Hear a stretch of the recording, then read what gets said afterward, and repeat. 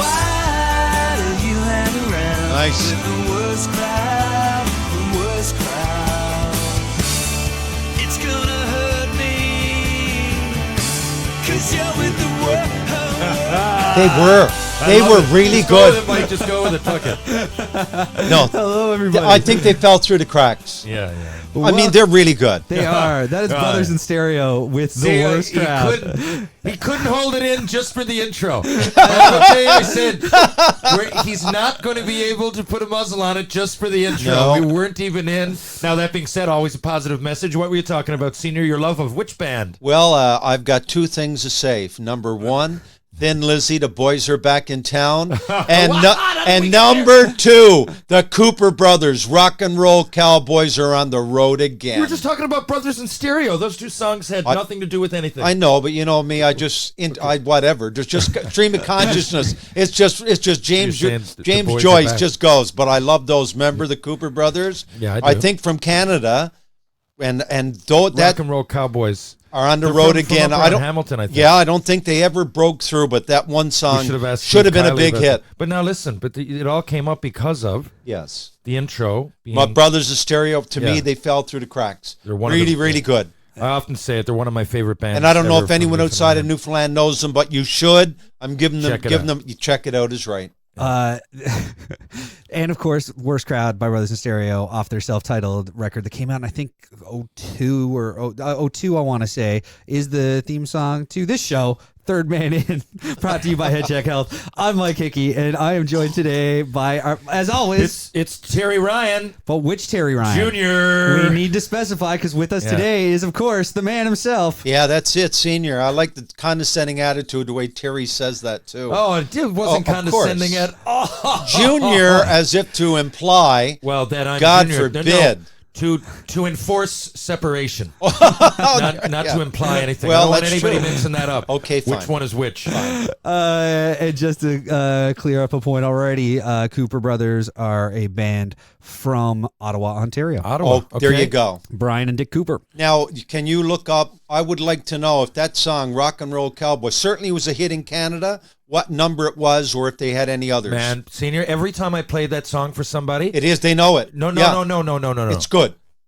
They like it. They but notice they don't it. know it. No, they don't. Some know it. I might have been posting. They some- never had one top 40 hit. They didn't break I know, through but the U.S. market.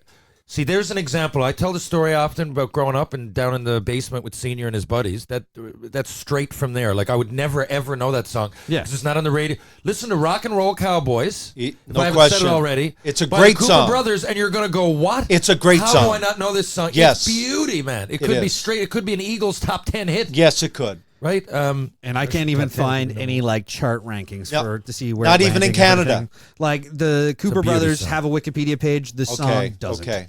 I thought they were from Oshawa, but Ottawa, okay. Well, you got a couple letters wrong is all. Well, but still Ontario. And Ontario, Yes. though, honestly, I didn't even realize they were Canadian. I remember, Dad, you've got the vinyl. And that you Yes, still I got do. It, you still Yes, got I it do. down there. I broke it out a I couple do. years ago I because do. said, I do. and I got often, the like, album. once I get into a band on vinyl, I want to finish the job. So I know I'd heard it. Now you can find them on Spotify because I got it on there now. Yeah. But I wanted to listen to the whole album the way I And first Mike- listened to it. It must have been in the 80s in his house. Right? Oh, yeah, No, I think they were. 78 was the record. That's when. Yeah, when were they big in Ontario? I guess late Well, 70s. late- Okay. Starting in 74, the band released several singles. Okay. And then their record, it looks like they really only had the one big record come out, and that was the self-titled that came out in 78. Even there, how big was it? Because no one even now. That being said, there's the odd person that really is into music will come into our house. We get and they'll have heard it, but again, I don't know how many people it would ever even say, "Oh, But maybe Terry, I've heard that." That's the Cooper Brothers. Yes. I don't know one person. Terry, that made another that. big one they had was "The Dream Never Dies, But the Dreamer." That was another of their to me. It was off one of their two records. It's two albums. The Cooper Brothers are self-titled, and Pitfalls with the Ballroom. No, both albums sold, and the singles, "The Dream Never Dies," "Show Some Emotion." There you go. And "I'll Know Her When I And See Her" all charted on the that's Billboard it. Hot 100. Show some emotion and I'll Know Her When I See Her. all four of them are great. Yeah. Maybe we can request. I know K Rock listens to this. Some of the people on there. Yeah, let's see if we can get some. They should be. You got to have so much Canadian content on the For radio. sure. And People I'm not should saying know they're- the esoteric. Yeah, so if you They do, should know oh them. God, that you put that song, Rock and Roll Cowboys, alone on the radio. I don't care what generation. I mean, you can tell it's older, but not from production value, just because of the style of the music. It's like rock and roll kind of Yes, country. yes. like Yeah. the Eagles. You know, It's country rock. country country rock. I rock. guess you could say. Yeah, Yes. you know, like if you like America. Yes. Right? If you like Sister Golden Hair, if you like Yes. that song, Yeah. I'm guaranteeing you 100% you're going to really, really like the Absolutely. Cooper Brothers Rock and Roll Cowboys. Now, they're if you compared to don't- like Allman Brothers, Marshall Tucker. And Yeah, stuff that's here, it. So, yeah. Marshall Like Tuck, that very Southern close. rock That's kinda- why I thought they were Yeah. from there. And Yeah. there was Sound. another, when I was in junior, I remember because I was in Hamilton, and there was a lot of groups then in Ontario, but they never broke through, a group called Steel River from Peterborough, and the name of their song was 10-Pound Note. It was really big in Ontario. I don't think it broke Well, you through. got me. Steel River, I should baby, know that. like a 10-pound note. We burning like a 10-pound note. Anyway, they were big. By the way, can you hear him? Yeah, I can hear Okay, him fine. I can hear him. They but were he's, big. He's like 2 feet away from And the mic. I've got that done Yeah. on purpose. Good, nice. And okay, the good. other It's group, my second time producing for Senior. I know what's Yeah, up now. You're playing the home But- field. yeah. the other group that did break through was the group from Toronto, Edward Bear. They did break through. They were like Was pretty that a well the group? same I thought time. that was a person. The last No, song, Edward Bear. last song I ever. No, that's Edward Bear's a group. Larry Evoy, they're a group in Toronto. Wow, I didn't. Okay, so one of their hits is last song. I know that, Yeah, right? and Oh, what's the other? There's one on the tip of my tongue. well, the last song, and then he These wrote are a deep sequel cuts, to by it. the He way. wrote the sequel to it. Oh, God. The last Can't song. believe- Then he said, that's terrible. No, Me, You, in Mexico broke through. That was a hit. Thinking of you down Yes. in Mexico. But the other one was, feeling free as the air. the last Here song. I am, stuck in Beautiful. the city. Beautiful. Oh, you know what? Freedom That's going for the- directly onto my playlist Yes. right now. I've seen your Freedom for the Stallion. That was from your basement. Yes. Yeah, I gotta. Me, You, in Lobo. Mexico. Beautiful. Lobo, Me and You and a Dog Named Boo. Was that Yeah. around the same time? Well, I no. think I have it on the My same first greatest year in hits Minnesota, that was the big hit. That's I'm sure it came out in 1972 because a line in it has got to do with St. Paul in Minnesota, and I was Yeah. living in St. Paul, Minnesota. I remember to this day the bright red Georgia clay. How it stuck to the wheels after yeah, the but summer what was the rain. St. Paul one? It's, Me, You, and a Dog Named Boo, 71. 70. March Okay, 71. So 71. But it probably would have still been big in 72. Edward- But Oh, yeah, 71, totally, yeah, I'm in Hamilton, so I know it anyway. But I knew because when I went to St. Paul, I can I still remember recall the wheat fields of St. Paul. fields of St. That's Paul. it. I was there, It and just the came wheat to me. fields. There's yeah. another one. If you haven't, see. I used to.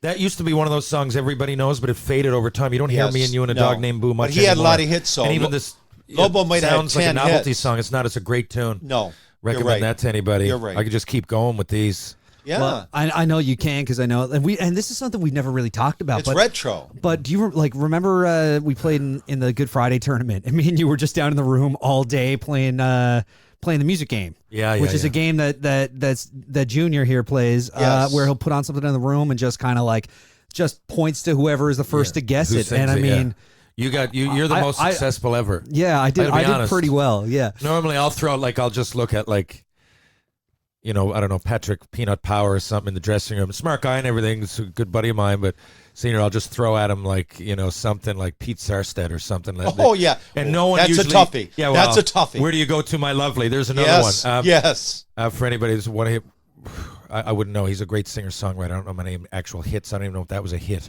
but a great tune. Where do you go to, my lover? It was a hit. Yes, it For was. example, I'll throw that shit out there though with the boys, right? And normally, no one gets him. I'm British. so far off. No, he's British. Yeah, well, if it's not that, it would be Da Da Da by Who Trio, So, whatever it might be, usually no one gets back to me. I pick No. ones that are impossibly hard to get. Yeah, that's Double hard Shot to. of My Baby's Love by the Swingin' Medallions or whoever it might be. Yes. And anyway, but Mike got back to me 4 out of 5. And they Wow. were ridiculously Impressive. hard. And you know what's Impressive. really weird is that of everything that you just said, I would have been completely lost. You would have got me on every one of them. but I got Yeah. But that day, I was just on fire. It was that crazy. day, yeah, for sure. And as long as we're, you know what? I'm going to give a plug.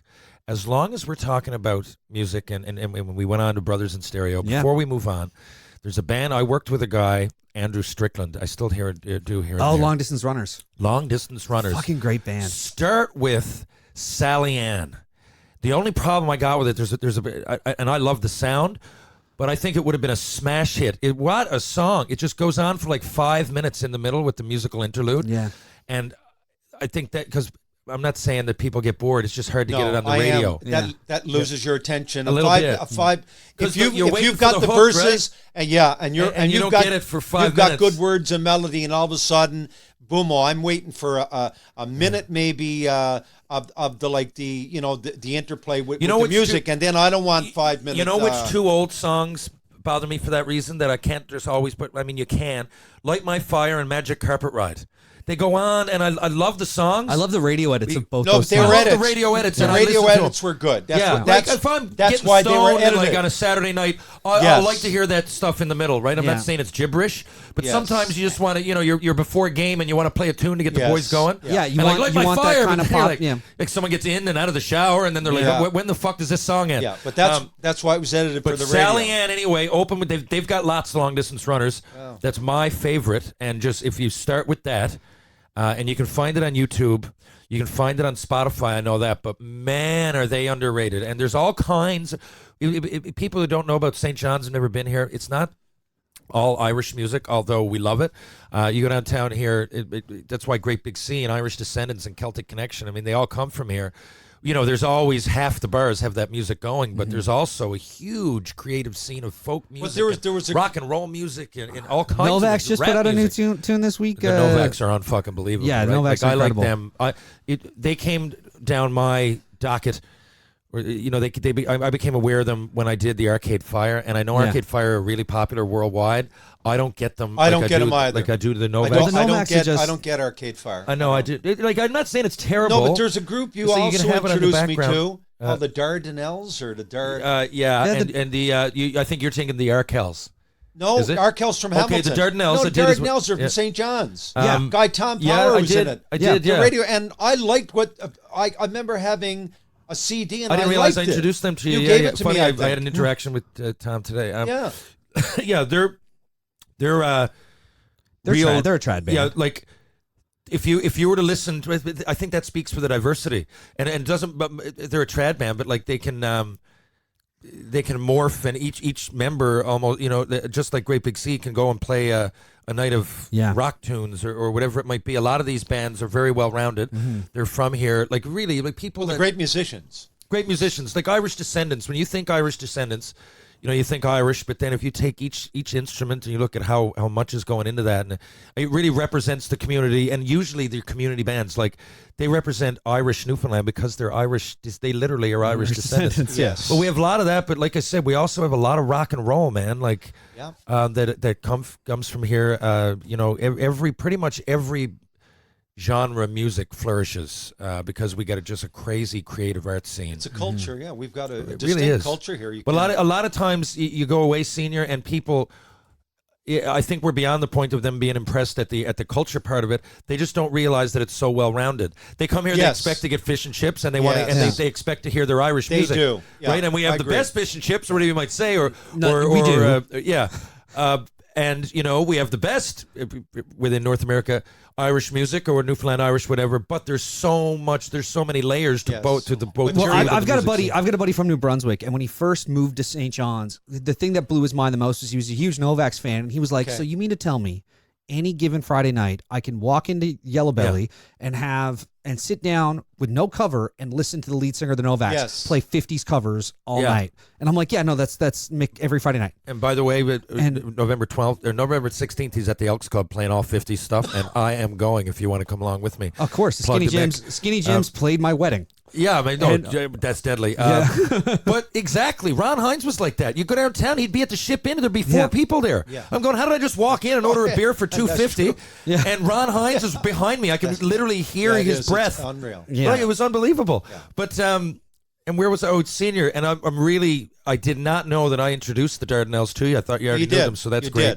did. Years ago now, they've been on the go a while. They've been on the go a while. Yeah, Yeah, it was years Yeah. ago, Terry.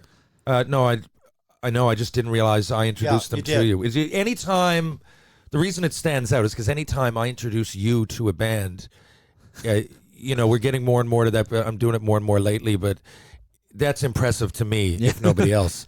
But it's, Senior, a lot of it lately, we talk about, the Senior and I often talk, and in our opinion, music, I guess, if you want to say creatively, and depending, it's all subjective, but, in the last little bit, it's been in kind of a void, if you want to say that. Or let's just say, it's been the most formulaic. Okay, people, here's a hit. A lot of people don't write what they're putting out there. It's a lot about performing, and things change, right? A lot of people, it's about the dance now, not about how they write the song. So it's all subjective, whatever you like, or whatever, some people it's about. It's a black hole Right. to me. Last 20, I'm trying to be politically correct. It's just a black hole. So anyway, but there is good stuff out there. I just find, like, Senior, those magazines you get, like the Rolling Stone. We've always had that since day one. Every single Rolling Stone, by the way, we got all the covers put up around the house. Uncut Mojo. Uncut and from Mojo, London. though, if you From search, London. you can really find some Yes. great stuff. I'm Yes. really into the 1975 now. We were watching the other night, and what's that band? Oh God. Anyway, I won't get there. There was lots of. We love the Sheepdogs. Yes. They're proud. You know what I mean. Green Day just came out with Green Day's Fire new record Ready Aim. is Did you hear it? so good. and That I haven't record heard is it. so It's good. good? Okay. The new NHL song I showed you the other night. Were you too drunk at that point? You were Yep. just about getting there. You were- No, I can remember it actually. Yeah. But that Fire Ready Aim. that Right? whole record is really good. It's It's old school. Father of Green All Day. Motherfuckers, I think it's called. I It's so good. listened Yeah. to 3. Is it new CD? New record that got Yeah, put you're gonna out like it. put out like this week with that tune If on you it. like Okay. mid-90s. I have to get it. Yeah. Actually, there is no Green Day I don't like. I really. No, I like them all. Have you heard I the like Long all of them. Shot?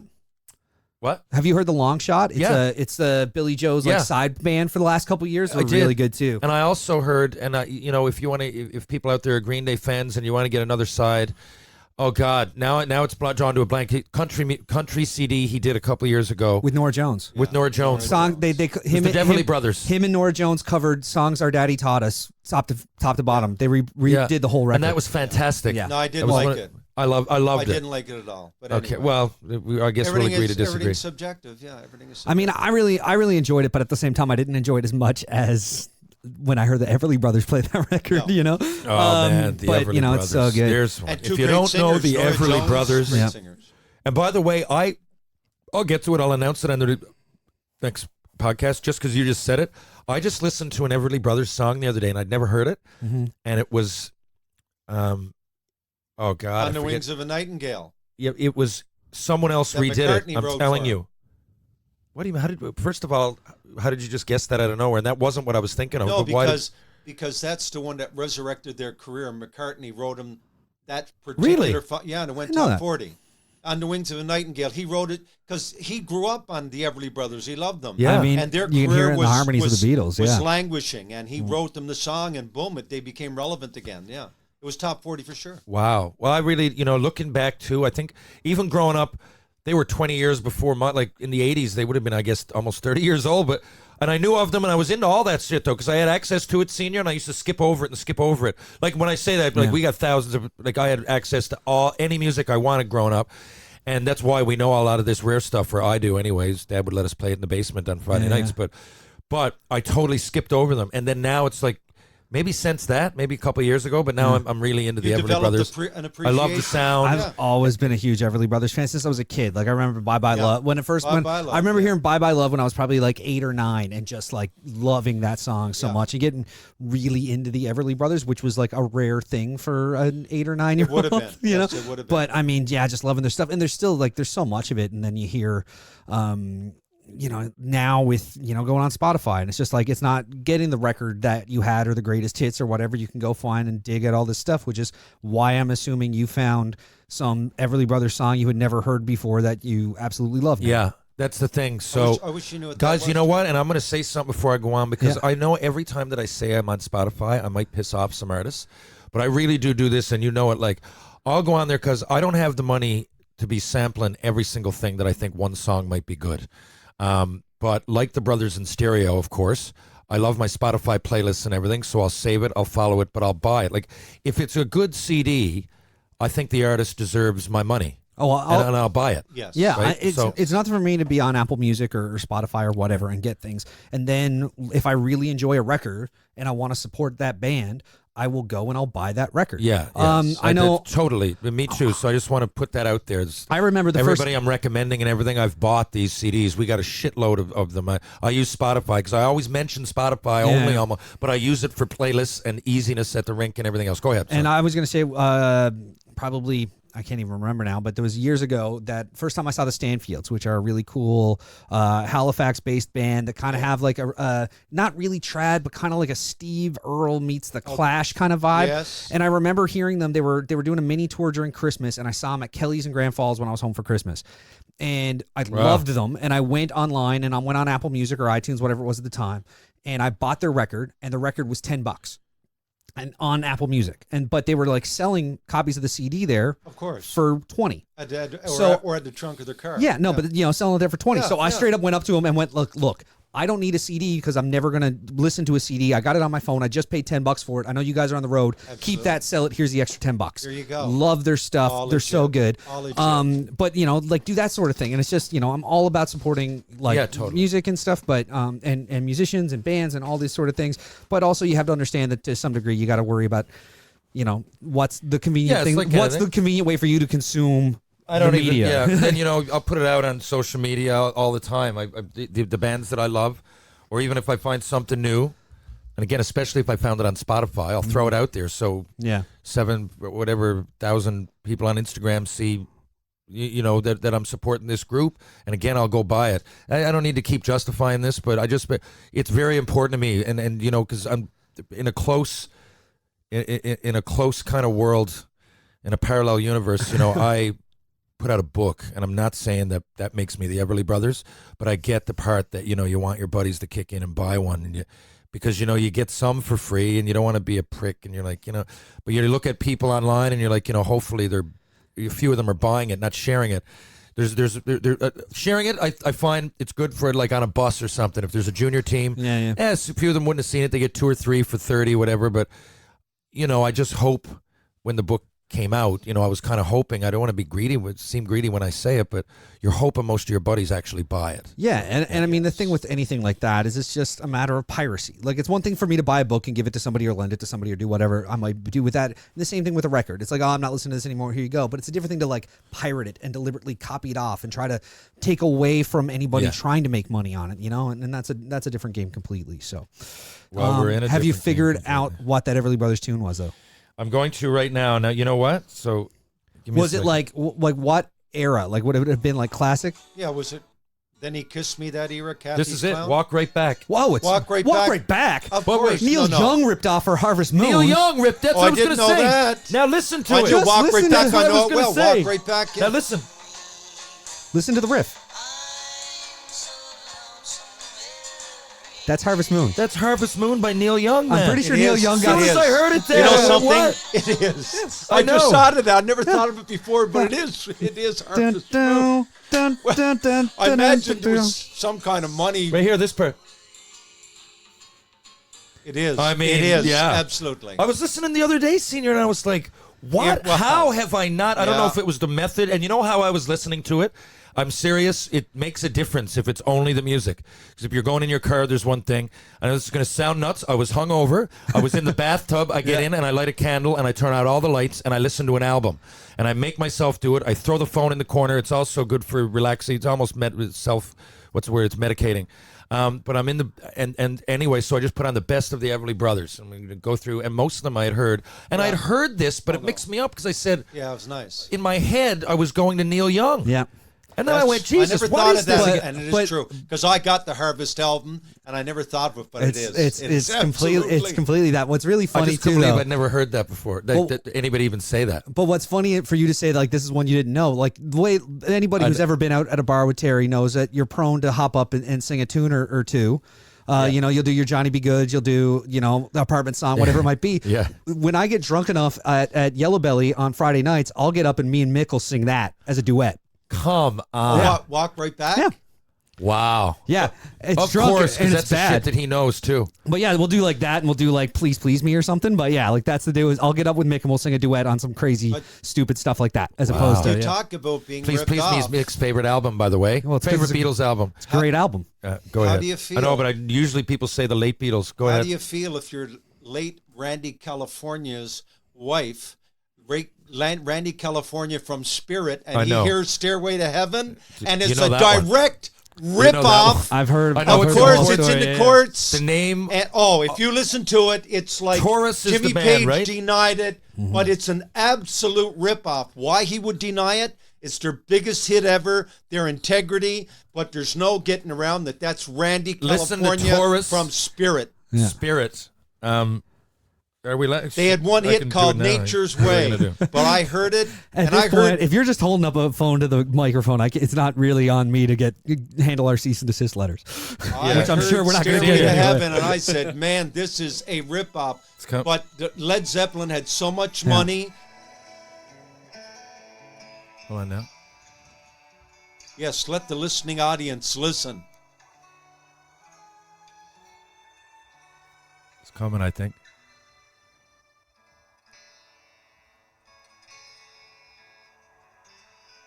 Here it is. Here it is. If that's not Stairway to Heaven, I don't know what is.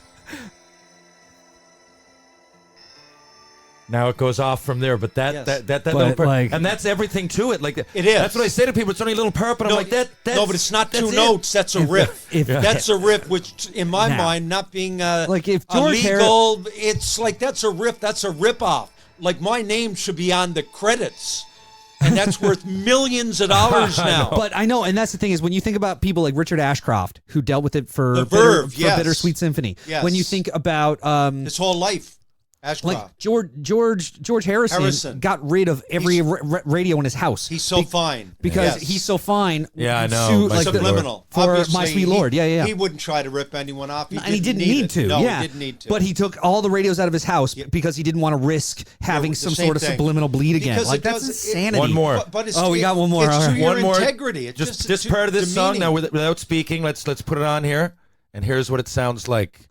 Taurus Spirit. Is it Stairway to Heaven? Who knows? You be the judge.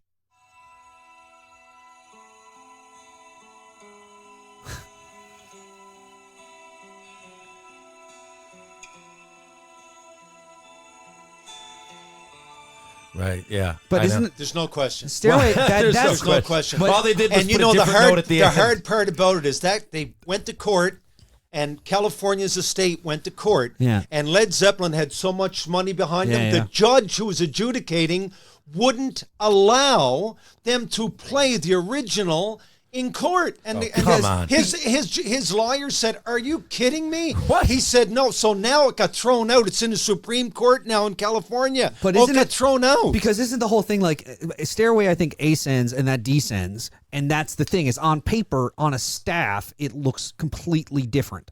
Yes, Like because so but when that's you why hear you have to yeah, hear it. exactly, yeah. But looking I at the couldn't sheet, believe it. Hear it, you're right. I couldn't believe but it. to look at the sheet music, one ascends, one descends. I think that's the difference between the two, and so like on it looks like that looks completely different. It doesn't follow the same. You hear but that. when you hear it, you're like, oh, that's the same song. That's it. Yeah. And that's a really important riff. It Yeah, sets up the song. It does. It's the motif of the whole. It's worth Yeah. millions and millions Yes, of dollars. very much so. It's crazy, and it's crazy and that it's as taking much this as long. Jimmy Page can deny it, without a doubt, he stole that riff. I know.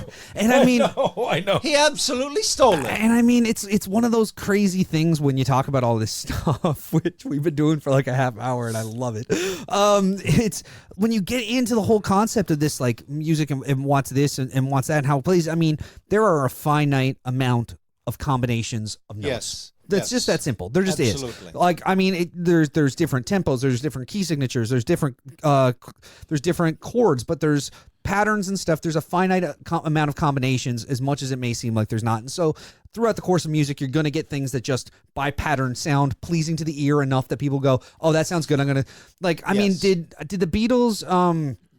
Did the Beach Boys had to pay Chuck Berry for Surfing USA? No question about Because it's it. Sweet Little 16. Absolutely. It's the same song, right? I know, but The But did they beginning get- of the Beach Boys was all Chuck I Berry. think that was an homage, wasn't it? Because no, but I think they ended up paying. I think they did. Pay maybe they did, but royalties. I thought it was more of an homage because the rest of the song doesn't go like that. Taurus's Spirit, the whole song No, it goes totally- just yeah, on it that. is. No, it totally but does. It does. I don't think it matters the whole song. But if you're starting your song, Chuck Berry's and you credited set as a up that songwriter. song, and you're not crediting Chuck Berry, Yeah, but Ted, Chuck Berry's I credited can't wrong with remember, that. but there's Chuck some reason to Berry this. is credited Yeah, as a I figured songwriter on that. Surfing USA. I remember Okay. reading the book. Now, There was something I think to that's it. later because he wasn't at the time. I'm pretty sure. There was a lot of backlash. Yeah, I mean, it's that just- was so obvious. I'm like, Yes, that's two like smash hits. absolutely. So they must have known. That's the only reason I assumed it was an homage. Like, this can't be a mistake. Like, this is like opening up a really rare. no, I don't think kind it of- was an homage. No, I think they simply they Wow. were trying to get a hit. Holy Yeah, shit. Absolutely. That's a Okay, story. it says here that when it was first released in '63, only Brian Wilson was listed as a composer. There you go. But even though it was published It's fun, by fun, fun, right? Barry's publisher, but on later releases without any kind of from the way this seems, there was never a legal battle. There was never anything. They just went, okay, no, we're putting his name on it, and it was just that. And apparently Chuck Berry Well, if you told him he loves the song. Well, if you agreed to it, that's totally different. If you'd say, "Look, among friends, you can do it. I don't want any credit." But if you're going to do it, and it's like, wait a minute, it's like the one by Queen when Huey Lewis heard that song by Queen. Terry, give me on that one. What do you mean? The one, Oh, the no, one no. with David Bowie, and it's Under Huey Pressure? Lewis said. No, you're talking about Ray Huey Lewis. Parker, I'm sorry. Ghostbusters. Yeah, Ghostbusters. I want a new drug. Huey Lewis said, Listen "Wait to a I Want a New minute, Drug and then that listen to is- Ghostbusters." That's my riff, totally." And he sued him and got the money, of course. What I love to read and all this stuff is that out of everything, Chuck Berry was totally cool with it. Whatever. Mike Love is the one that's like, no, I wrote the lyrics to Surfing USA, and he's the one that's angry about it, which I love because I Mike dislike Love has Mike got Love. that reputation, He's doesn't a he? bit of a dick from Absolutely. That's the, Absolutely. I saw the Beach Boys. My first concert ever was the Beach Boys without Mike Love, and it was great.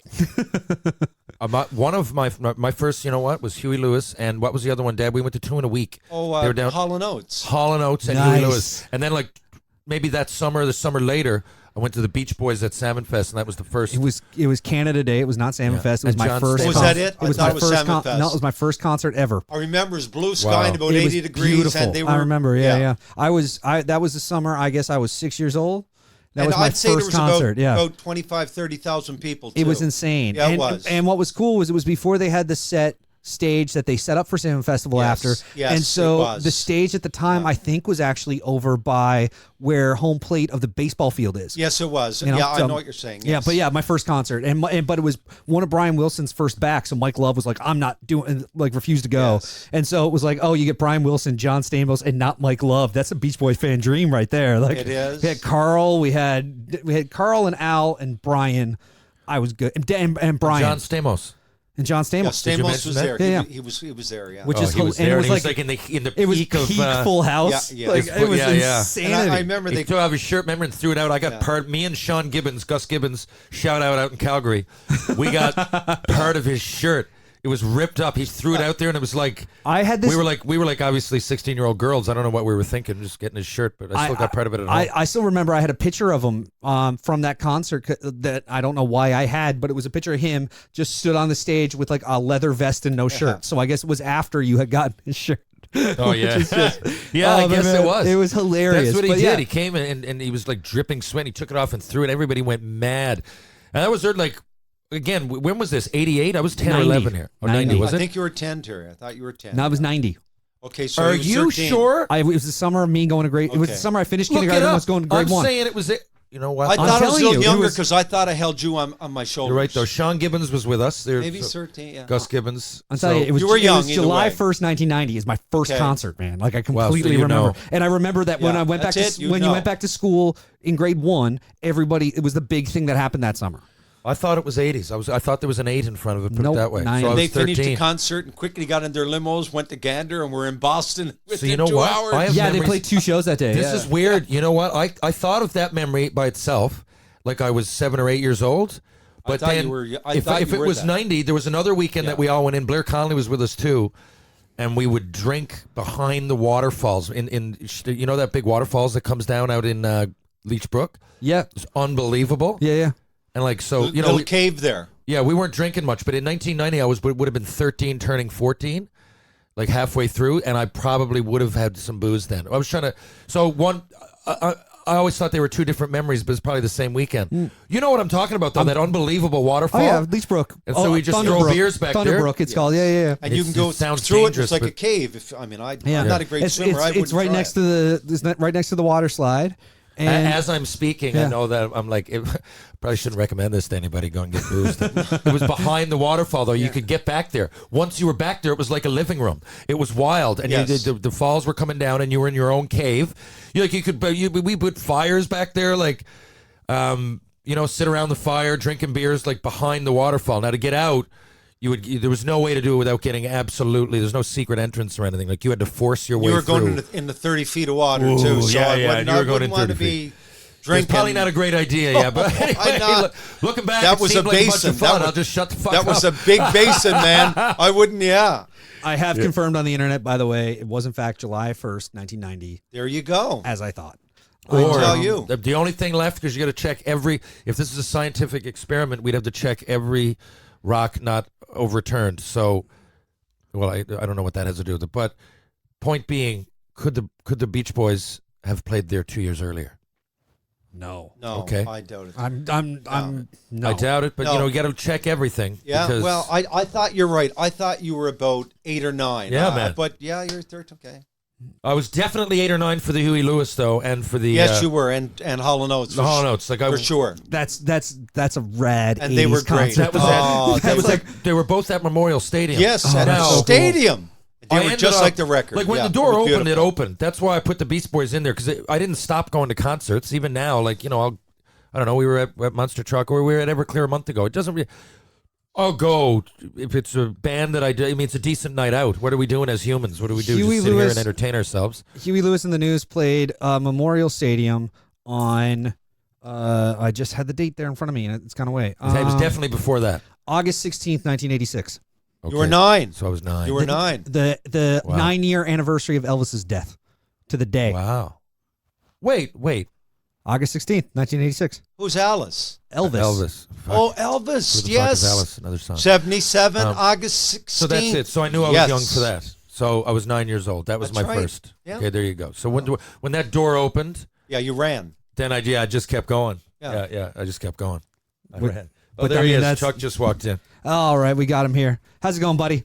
You've missed. I know you don't mind, but we just spent 37 minutes talking about music. So The rant. A rant. The rant. yeah, it was. Well, now I guess we'll get a bit of hockey in before we get our guest on. I suppose we might as well. I say our guest like it's no secret, right? Yeah, we've got Eddie Shack coming Eddie on Shack. with Ken Reid. It's going to be incredible. Am I live here? You are. You are. Okay. I Can you can't hear yourself? I can't hear myself, It's- which is a good thing, actually. If I'm being totally honest, Is that? that's much better. Much better. All right. Senior, good to see you.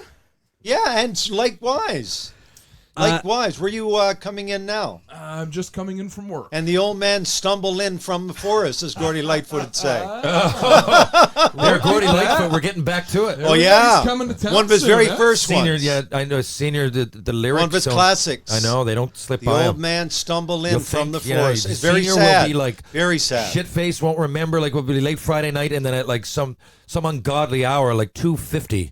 He'll just look over to me and recite like Robert Frost or Road Not Taken or something. Beautiful. Or something, yeah, or just reach into Robert the W. Service. There's Leonard some Cohen things Library, done and then it's all of a in the sudden- midnight sun that'll make your blood run cold. The cremation Was that of Sam McGee. the night on the marge of Lake LaBarge? I cremated Sam McGee. Very good. I knew you were going to Sam McGee. The Sam McGee. saddest Lightfoot. But I don't one know, I've Dad. I got. don't know Why all are the you words. so No, it's off great. mic? The way that's told. Robert W. Service is great. Yeah. I've read it enough that I know the story of Sam McGee, and the way you said it, like it's like the Cat in the Hat. I don't know all the words. Yeah, but well, if you yeah, start going, rhymes very He's good. got Yeah, a rhythm it does. to it. He's got and a the way- rhythm.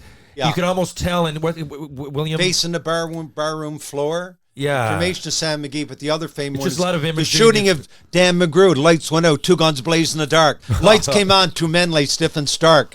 There in the corner, with his head next to Lou, was the man that they called dangerous Dan McGrew. Guy killed him, right? The lights went out. Another who's the old author? miner came in. Robert W. Service. Okay. That's the two most famous, I'd say, the shooting of Dan McGrew and the cremation of Sam McGee. But a guy brought him up. We Boom. went from music. they both we were sound going to like- go on to hockey, and now we're doing poetry. We're losing. We're Well, losing it's listeners diverse. every topic. It's Yeah. diverse. I think they both People should know that. Songs of a Sourdough. Robert Next, W. we're going to Service. go only banjo tunes from the Smoky Mountains place. But I mean, in all We're going to fairness, alienate more and more people with each topic. in both of those kind of sound like Jim Croce tunes to me personally. And that, well, yeah, Well, it's maybe like Crochet liked them. yeah, probably. You never know. Tales from Arkansas. Tales from the Blue Ridge Mountains.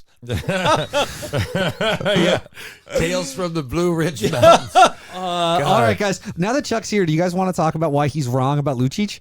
Oh God, Sure. this again. All right. Well, it's 'cause- no, I'm not wrong. You I'm are sorry. wrong. I'm sorry. Well, there's I no got right or wrong. There's no right or wrong. I don't. I, Listen, it's more fun to say I have it's no right or idea. wrong. Did you Yeah. say that should have been a suspension? Yes, Okay. I did. Yeah. I did. You and lost the reason, me. yeah, There's no right or all wrong, Yeah, except I was for gonna the thing say, you said.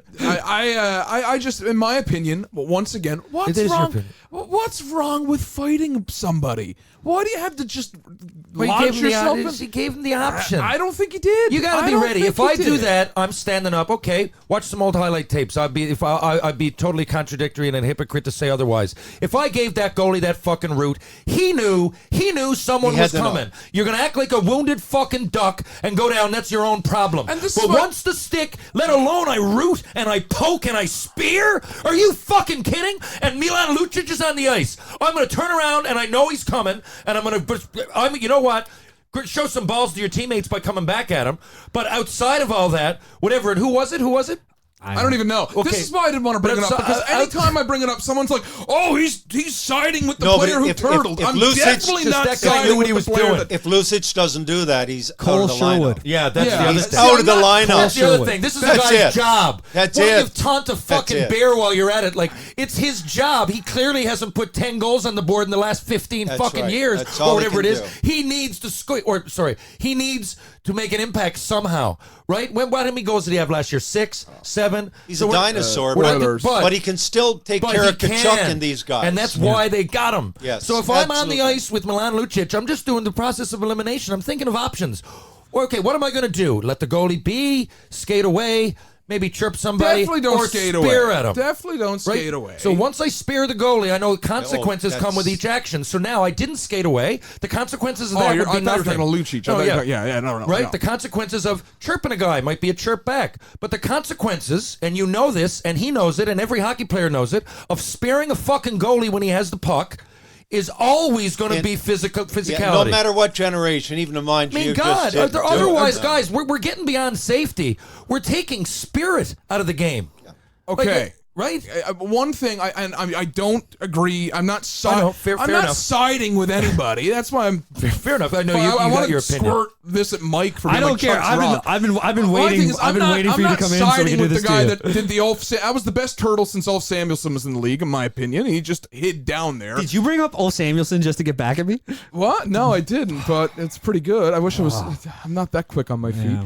However, my thing is, okay, what's wrong with saying, okay, the gloves come off, you got to answer to that, and then dummying them? I don't like the torpedo, and again, I'm just not a fan. It looks like every time you see a gloved fist coming at you, to me, I'm going to interpret it as a sucker.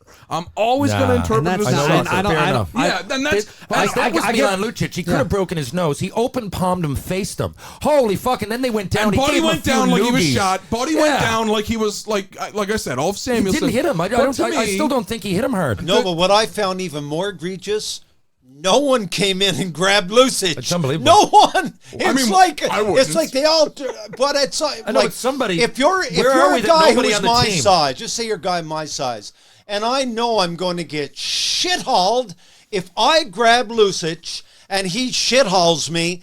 Everybody on that ice, Lucic included, and on their bench says, Jesus, man, I got a lot of respect for that guy Yeah. because he And knew your he was team getting is in the tougher eye of the because of it. storm, And- and I did it anyway, knowing your because I team- did it, because Yeah. I got to do it to back up my guy. Yes, and That's- your team is more tough for that reason. And the word gets out around the league, the respect that would build up. But going in, man, I might lose 2 or 3 teeth here, but I'm going in. Yeah, that's all, and that's what I mean, and that spirit. is gone, and I don't like. To Nobody me, wants just, to take a licking anymore. Like, I'll tell you whatever. that. That's Yeah. that's probably what it is. And you know, listen, man, I've never gotten. No. Nobody wants to take a licking, comma, for the team. Okay, yeah. Okay, Right? that's fair to say. To me, yeah. that's a no Okay. choice. Yeah. But for me, I'm not even saying the way I played. I would expect I don't know. I would expect Saku fucking Koivu to do something. Honestly, Yeah. that's how the game But changed. Jerry, I'd Anybody sitting next to that expect it, guy. and I wasn't that guy. I had No, my 15 minutes somebody. a year, but Like, somebody got to come There's in. never 5 people on the ice, all not going to do anything in any. And I don't You care own if that team. I'm to not- me, you own them. That's I know, it. and I get the Lights game out. change. I get there's less It's over. fights. I get all that. I get it, and it's great. Everybody happy. Everybody gets a fucking ribbon. I'm happy for you. No, there's no But- gods. That's but it. When that happens, again, this was a reaction, not an action. No one's talking about what that first guy did. I don't even fucking know his name. Cole Sherwood. Cole Sherwood. Right, but here we are.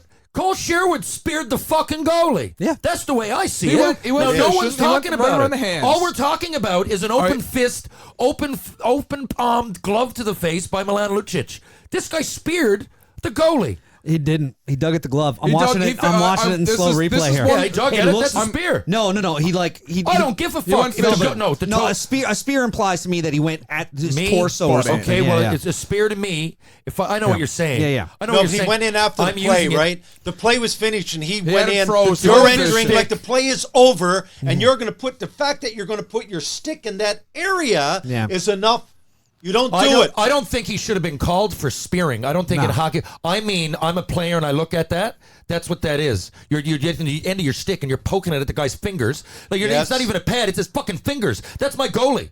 I'm glad Mike Fuck chirped off. me. I'm No, glad but on Mike top chirped of that, me, though. you could literally hit the puck in the net and get a goal from it. I know. So it could be That's- the winning goal. That's the other that thing. happens lots of times. I've only ever been in 2 hockey fights in my life in ball hockey, and I'm glad Mike chirped me on this because I don't think you've been in any, Mike. I've been in 2 ball hockey fights, and I'm glad that it's kind of a goalie thing because one, I was playing as a defenseman, and my cousin was in net, and the guy was rooting around his hands, so I was like, all right, we got to go for this, and we got in a fight. The second one was I was rooting around my coworker at the time, who was a goalie. I was rooting around his hands, and he clunked me with a blocker, and I said, all right, we got to go. Then we both dropped our gloves, and he's like, what the fuck are we doing? We have to go to work tomorrow. And we had like 2 or 3 smacks apiece. But that's a different But situation. you said like, Yes. well, I'd be a hypocrite, and I'm just thinking like, hey, I did get in 2, like the only 2 fights Yeah. I ever got in were because of that. Now imagine you were getting paid millions of Yeah, dollars for fair, that. fair enough, Right? But Imagine my that. gloves came off And both times. That's Imagine all if I'm your saying. work bonus was the Lucic is at Stanley about Cup. $6 million. So, but picture someone takes your work bonus this year and fucking takes the check and rips it up and shoves it down the toilet and looks in your face and bats you and says "fuck you." Now that's the same. That's fair. Me, because every little one of those things can lead to me not winning, and the more I win, the more question. money I get, and the more my Absolutely. captain gets to be captain, and the more my GM gets to move. Everybody succeeds. Everyone wins. But the minute that shit starts being tolerated, you are taking my Christmas bonus away, and I don't give a fuck. I'm on the ice, and I'm being reflected in what happens here. And I tell you, I don't give a shit who it was, and I don't need to impress anybody anymore. But what? What are you going to say? I did it to Ty Domi.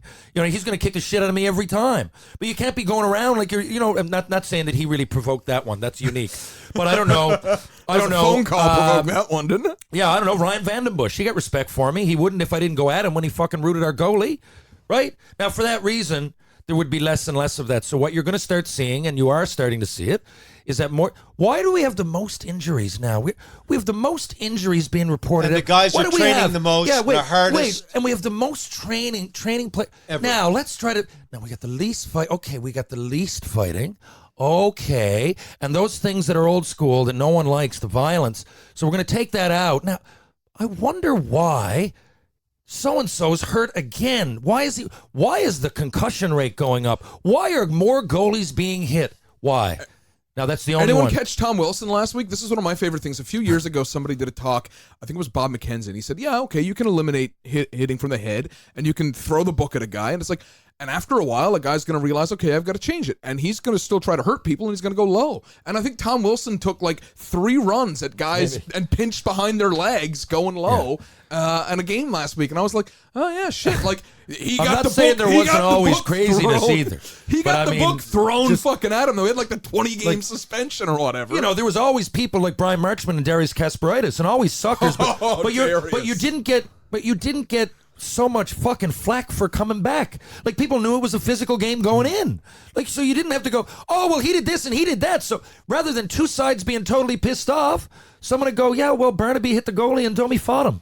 It's over. There's no conversation anymore. I find back, at least in my day coming through, the stuff after the play, you didn't see it because they knew it wasn't tolerated. Yeah, you just didn't see it because if you it's did, like we there's went no up. it's 100%. Like you just went your own way. Guy was in front of the net and you're fighting it out to get position to tip it, and you knew the two-hander's coming, not in your back, in the back of your neck. And you know, you were going to take it. That's why guys didn't like to hit that little hole in front of the net, because you could get hurt. But if you were willing to tolerate it, you got all the shit that came out the goalie's pads and you put him in the net. Yeah, you got goals. Well, you paid the price. But a lot of people didn't want to pay. Well, a lot of guys didn't want to pay that fucking price, you know. Badge on your body for every puck you get that way. It took a little bit of balls and it took like a little bit of character, but you knew you weren't going to go in there and maybe drop the gloves and go toe-to-toe, but you were willing to, go in there and take that fucking abuse because you know something? That puck comes off the pad, and I'm going to tip it in the fucking net, and I got to go. Yes, like you said, I'm willing to take that abuse. You knew going in there was going to be abuse. Yes, like if I went in front of the net in junior with Zdeno fucking Chara. Absolutely. What are you doing? Of course. Absolutely. Or Rocky Thompson. Yes, absolutely. Of course, if I poke the fucking goalie, he's going to poke me just standing there. I'm not even allowed to stand there. He's going to kill me. Like so, you had to really figure it out. Like, I'm going to go to the front of the net. You had to time it right. You had to go in there because you knew you were getting it across the back of the legs, the back of the back. It's like Belak. Yeah. Just spear my goalie. Don't worry about it. The most obvious is probably in my day, and I'm going to go back because I don't have much to go back to anyway. You're going in to play the Oshawa Generals, and they had a centerman, went on and had a pretty good pro career, I think, with the WHA Jets. Peter Sullivan was his name. He was from Halifax. As we talk, because we're like, hurry up, Dad, because we have 2 minutes to get our guests. And anyway, you didn't go within 3 feet of Peter Sullivan. His right winger was Terry O'Reilly, and his left winger was Bob the Hound Kelly. And Peter just zipped around that ice, stuffing a hat trick in every night. Because no one, if you went within 3 feet, I got away from O'Reilly, but here's fucking Bob the Hound coming the other side. And what are you going to do? So, I'd often say to myself, I wish I had wingers like that. No one will be coming near me. His nickname got updated to Battleship, so that's how fucking tough that guy is. No, different guy. Okay. Different Bob the Battleship Kelly was a different guy. I think he played in Pittsburgh. Bob the Hound played his whole career, if I'm not mistaken, for the Philadelphia Flyers, right at the Oshawa Generals. So tough motherfuckers were named Bob Kelly. Well, I tell you who else played for Oshawa, no one went near Ricky Middleton, Nifty. He'd pull that Nifty shit because if you didn't, boomo, you got it. And if they didn't get you, Bobby Smith, who's from Charlottetown, PEI, went on to play for California, about 6'3", 220, he'd get you. So fuck, okay, Peter, go ahead, do what you got to do, pal. And that's the truth. That's the truth. O'Reilly, I'm a small guy. He just run me over. Let alone spear the goalie. You know what I mean? Oh, you wouldn't think we of would that. be having this conversation. Oh no. You'd be out of commission. I'm still gonna call it. If he was playing Go Fish with the goalie, I don't think it's a spear. Hey, either way, getting back to your point, the whole thing is you knew. Just like the other one wasn't a punch. If you set up in front of the net, you knew abuse was coming. If you take a shot at the goalie after the whistle and Milan Lucic is on the ice, don't pretend you're surprised to see him. That's it. That's it. Like, you know, it's a sucker punch because if for no other reason than just it happened instantly, and the guy just pretended he wasn't expecting it. Like Chuck said, he said, "Well, I don't think it's a spear." Okay, I don't think it was a punch. No, it was the intent. You should never even have. It's the intent. Not that you did it. You went in where you know you're not supposed to go. I'll leave it at this. I think everybody that watches the game and spends a lot of time watching it like us knows there has to be a healthy medium. And because fighting has been so polarized, oh geez, we got to get rid of fighting. We got to get rid of it anymore. You don't see it. So now, if there's a fight, you're going, wow, you stand honestly, up, there's a fight. So my opinion is I don't like it because the glove was still on. But I will say this: if Lucic does the act of throwing the gloves on, I said this last time, if he does the exact same fucking thing he did, but just skate in and make the guy answer the bell, but if he throws his glove down, that too becomes a 5 in my opinion. So maybe that's why he keeps his glove off. It might be a suspension. I thought Lucic I don't think you can just take your glove off and knuckle a guy in the face and the other guy do nothing. That is a suspension. You can't do that. And I don't think that's the answer. I don't think that's the answer because I just think you got a lot more guys running around taking, in my opinion, taking liberties. And a fella who, is he coming after me? And then boom, you're on. In his case, it was an embellishment, but... Yes, there has which to be in my mind, even that's the more egregious of the act. It was bad enough, and then when he embellishes it, that like makes him really smaller than he even looked. To embellish that, okay, we gotta call Eddie Shack. I don't want to be late for the legend. Yeah, all right. That's fair. Well, I'll tell you what. We'll do that. We're gonna take a quick break to listen to a word from our sponsor, and then we'll be right back with Mr. Eddie Shack and Ken Reid, along with Senior and everybody else that's here. It's gonna be a loud one. It is.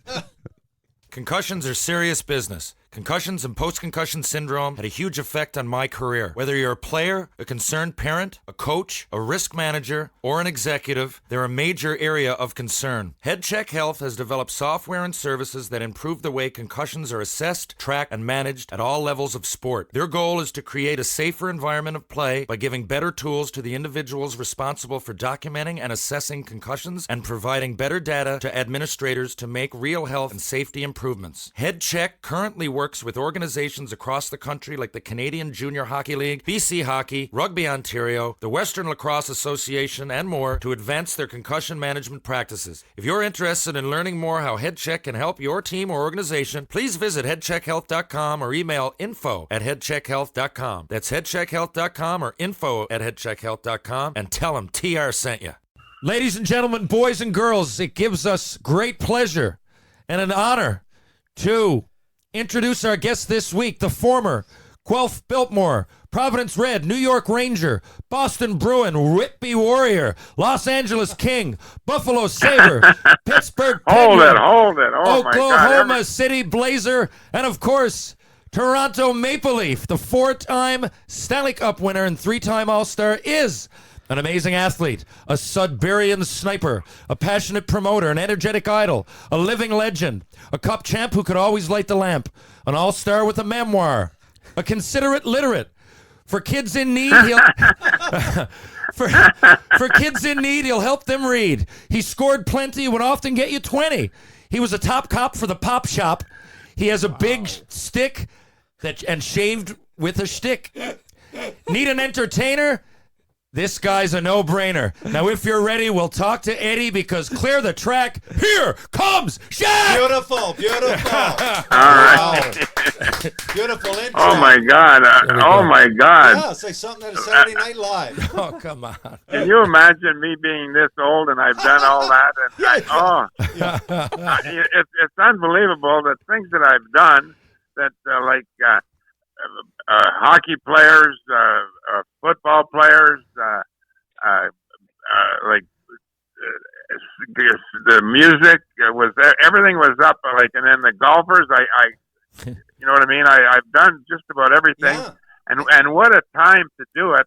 And I still feel good. You know what I mean. And there's a lot of people my age that, you know what I mean, they're having their difficulties, and it's a bugger, you know what I mean? Like Andre Richard, he doesn't know, you know what I mean? You're sharp as a whip. But I am so lucky that I've been with the golfers. I've been with Ronnie Hawkins, the singers. I've been with, you know, like everything I've been with. That all the guys are absolutely great, and we used to have more fun. You could, you know, like. In Newfoundland, you could just do what you want a lot. You know what I mean? In Newfoundland, that people are people. People like really enjoy people, and if you do something, don't worry about it. Don't worry about it. You know what I mean? Yes. And this is what life's about. Life is so, like, I'm an illiterate, and I can say that word now because at one time I couldn't say that word. Like, there was a friend, Paul Rimstead. He used to do for the Sun, I remember him. and he used to do my commercials. And he says, "There's no takes. You got to take everything right from the start. There's no practice runs with him because everything is possibly good. You know what I mean?" Yes. Yeah, I think a lot of your success and longevity, Eddie, is, or Mr. Shack, I really should say, but No. I like Ed. Oh my God. And I've been called worse than that, and I don't mind it either. You know what I mean? yeah, of course. Well, looks, I appreciate Because that. I've done a lot of stupid things too, and not everything has been absolutely But it's all in dynamite, you know what I fun. mean? My point was that how I've met you twice. So not that you remember. I was a kid. You used to do those alumni games, and I remember that you had a novelty. You would come out with a huge blade on the stick, or the stick would be like 10 feet long, and you'd use it to get around somebody. There was always like I had a nose. When the good Lord said nose, I thought he said hose. I said a long one. All my hockey sticks were long. Hey, we've been laughing. And for those that don't know, before we went on here, we were laughing for 10 minutes before trying to set it up. Because Ken the Killer Reid's on with us as well. But, exactly. You've generated a night full of laughs in 10 minutes. I just think that a lot of that, longevity and success came from that. Maybe I'm wrong, Eddie. It was a long time ago, but I've been so lucky. Yeah. I've been so lucky. Like I was traded for Red Kelly, and like I was with New York, and he was with Detroit, and I got traded for Red Kelly, and I was supposed to go to Detroit, and he didn't go to Detroit. He passed on the deal, and then that's how I got to Toronto, and I met so many great people in Toronto, and Leonard Kelly, I call him. I thank him 100% because if it wasn't for him, I would probably be in Detroit and nobody would know me, and I would probably be a miserable old bugger. Oh, I didn't know that. Now, speaking of this, with apologies to the city of Detroit. And Kenny, we will get into your book because this is amazing. And by the way, are you writing books 24/7, Kenny? We will get into that as well. Hey, quickly, hey, what? Just quickly, Eddie, when you were told, you were on the bus of the train when you were told you were traded to Detroit, and you didn't like Coach Bill Watson, as we know, but they were negged on the deal. But before they took the deal back, do you remember what you were telling Bill Watson when you thought you were traded, what you were calling him? Oh, I wasn't too nice. I didn't like that Phil Watson. Like, we had a meeting in Montreal. I was playing with New York. We got a meeting in Montreal. We lost about 5 games. And now there was like Andy Bathgate, Fontanato, Prentice, and there was all, and they're saying, "Oh, well, maybe we should do this. Oh, maybe we should skate a little harder." Or maybe I said, Phil, everything you've said to me has gone in one ear and out the other. And holy Jesus, it was canceled. It was, nothing will be held against you, and nothing will be held against you. I said, well, isn't that great? I can tell that bastard what I really, really think of him, right? We go out in the hallway, and what happens? He sends me to Springfield, Eddie Shore. Oh, now, I've heard stories for 2 of Eddie weeks. Shore. Wow, For 2 weeks the original for old school. misbehaving. That's what they said. And then I was supposed to come back to New York, and then they wanted to trade me, or they want to do whatever they want. And I said, no, I'm not going. I'm staying. And then that Bathgate, and then George, the captain of the Rangers, George Sullivan. Yeah, he said, no, come on back to New York. Then I go back to New York, and I get traded to Detroit. That's when I got traded to Detroit, and then the deal fell through, and I told them bastards. I said, you know what I mean? And then all of a sudden, now I'm back in New York again. But these are the things that if somebody says to you, nothing will be held against you, and I'm believing that because I'm pretty honest, because you have to be honest when you can't read. The honest people sometimes they tell lies, but they can read and everything else. I can't. Good point. I can't do that, right? Yeah. Good point. And so Ken, by the way, Kenny, nice nudge right there. Nice nudge. Thanks, bud. You know where the information Thanks, bud. lies. You know where the information lies. So I brought my dad on here anyway, Eddie. I told you a little bit before. Dad's 67, played in the OHA, and I guess, Dad, you probably would have grown up watching or at least hearing on the radio. Without a doubt. But I knew of him when I was in Hamilton. The people I lived with in East Hamilton, just off Little Italy, they knew. And Eddie, you can correct me if I'm wrong. You were with the Guelph Biltmores. Getting into that story, your coach there, I don't think you liked. Now, he was my coach in '69 when I broke in as a rookie, Eddie Bush. Eddie Bush. I liked Eddie Bush. Oh, did you? I didn't know. I thought you were. Yeah, I liked him because he sold cars and he sold me. I didn't know that. Yeah. He sold your car. I liked him. All I know is Eddie was he was big. He played for the Detroit in the original six, and he was tough. Yeah, and he was tough guy, wasn't he? And he lived in Collingwood. Yeah, he's from Collingwood. I knew that. I knew Wow. that. And They just named the new arena after the Eddie Bush Arena. Yeah. And what about? And we played an exhibition game. The Guelph Biltmores went down there and played an exhibition game. But Eddie, now were you there with Gilbert Hatfield? No. Okay, who are the other guys? I knew it was a Rangers Farm Club. Who were there with you? Sweeney, Weber. Okay. Johnny Gillis. Oh, geez, Yeah, I mean that's. Who was your goaltender? Not Jockman. No, it was a guy from Sudbury. Okay. What the hell was it? What the hell was his name now? Um, I forget now. How many teams then were in the OHA? Because when I went, there was 10. Was there? How many when you were going through?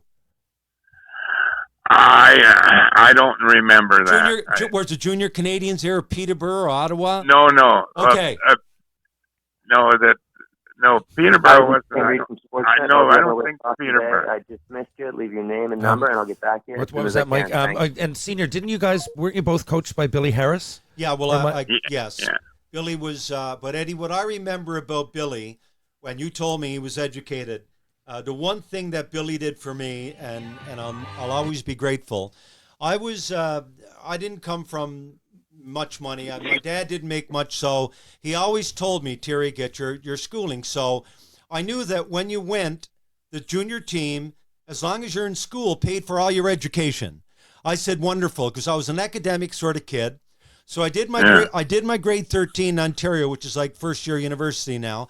Anyway, I'm doing my first year max, which would be like down here second year, and I was doing a French degree. Anyway, it was pretty onerous and pretty tough. And I remember Billy came around April, were final exams, and we were going to play Ottawa. And around March, he called me aside and he said, Terry, he said, it took me 13 fucking years, he said, to get a degree from York. And he said, I don't want you to be like that. So he said, I know it's getting busy now because your exams are coming up. If you don't want to come to practice, you don't have to. And he said, we'll see and you'll play your games. And that meant so much. That's how classy a guy Billy Harris was. No, he was great for me because, like, with why he was so with me because I couldn't read or write. You know what I mean? And, yes. And he was very loyal to me. He always wanted to help me in that. That's the way that he was. Even when I sold Christmas trees, he would come around and help me. You know what I mean? But Eddie, how many years did you play with Billy in Toronto? 7, 8? Yeah, it's into that area. I really don't know. No, you know but what I mean? You were there when. But Yeah. I was there with him all the time. Yeah. I got a question before we move on for this because there's something jumped out at me. Because you played for Guelph Biltmores. Now, right. And Eddie Bush was the coach, and what was and the route there? I heard you were at a butcher shop. Is that true? Were you a butcher or work with meat or? I worked in Sudbury as a butcher at Rain's Meat Market, and then I after that I went to Dominion stores, and then when I came to Guelph, I worked for Hale's Meat Market. Wow. Yeah, and then I had my license when I was 13. So then after I worked for Palmer's Coal. You were a fully qualified butcher. Driving the truck. So did you know then, like going to Guelph, were you doing this while you were playing, or did one thing lead to the other? Yeah, when I was playing junior hockey. Okay. And then they tried to send me to school. I did go to school. Yeah. and I forget the teacher's name. I private tutor in that, and that was the jail there. What was the name of the jail? Well, he was one of the teachers for the jail, and they tried to get me to read. Like, I tried hard to read, you know what I mean? That would have been so nice if I could, sit down and read a book or write out a check or.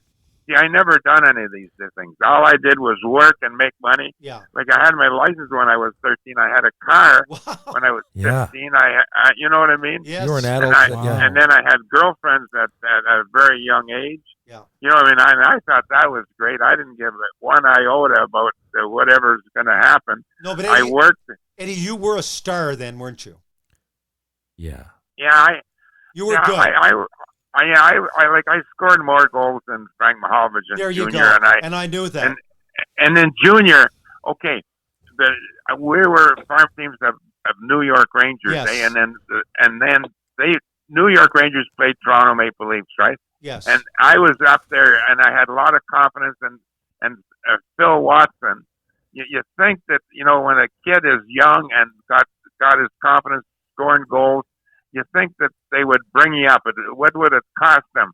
A tank of gas to get me to Toronto and play with like Bathgate and Prentice and like that.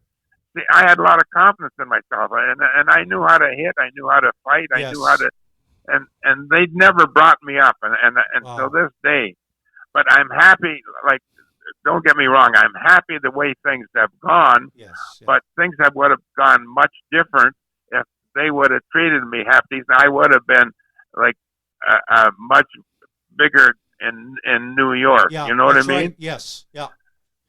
So and my son's in New York. My son's an artist and does pottery, and he's in New York. And now I used to live in the Bronx, and he lives in Brooklyn. Oh my Lord! Hey, what what goes around comes around. There, good karma. Eddie, how about this? So a lot of people, like, your name to me is synonymous with the phrase "clear the track, here comes Shaq." Now, there's a lot of young listeners that probably won't realize that. That's why on the way in, when I said that, it raised a laugh because it's actually associated with Eddie's name very much so. Now, I'm going to ask why, but also I'm going to explain something. This was a song by The Secrets that hit #1 in Canada. Were you aware of that, Dad? No. Because I wasn't aware of that either. The Secrets. When I went to do some research on this, there's a heard band called The Secrets that are from Canada, and they had the song out, "Clear the Track, Here Comes Shaq." I don't know if the saying came first or the saying came after that, or was the saying to do with a promotion that you were doing, an endorsement? Can you tell us a little bit about that Eddie? Because a lot of people know the stuff. They know the phrase, they don't know the story.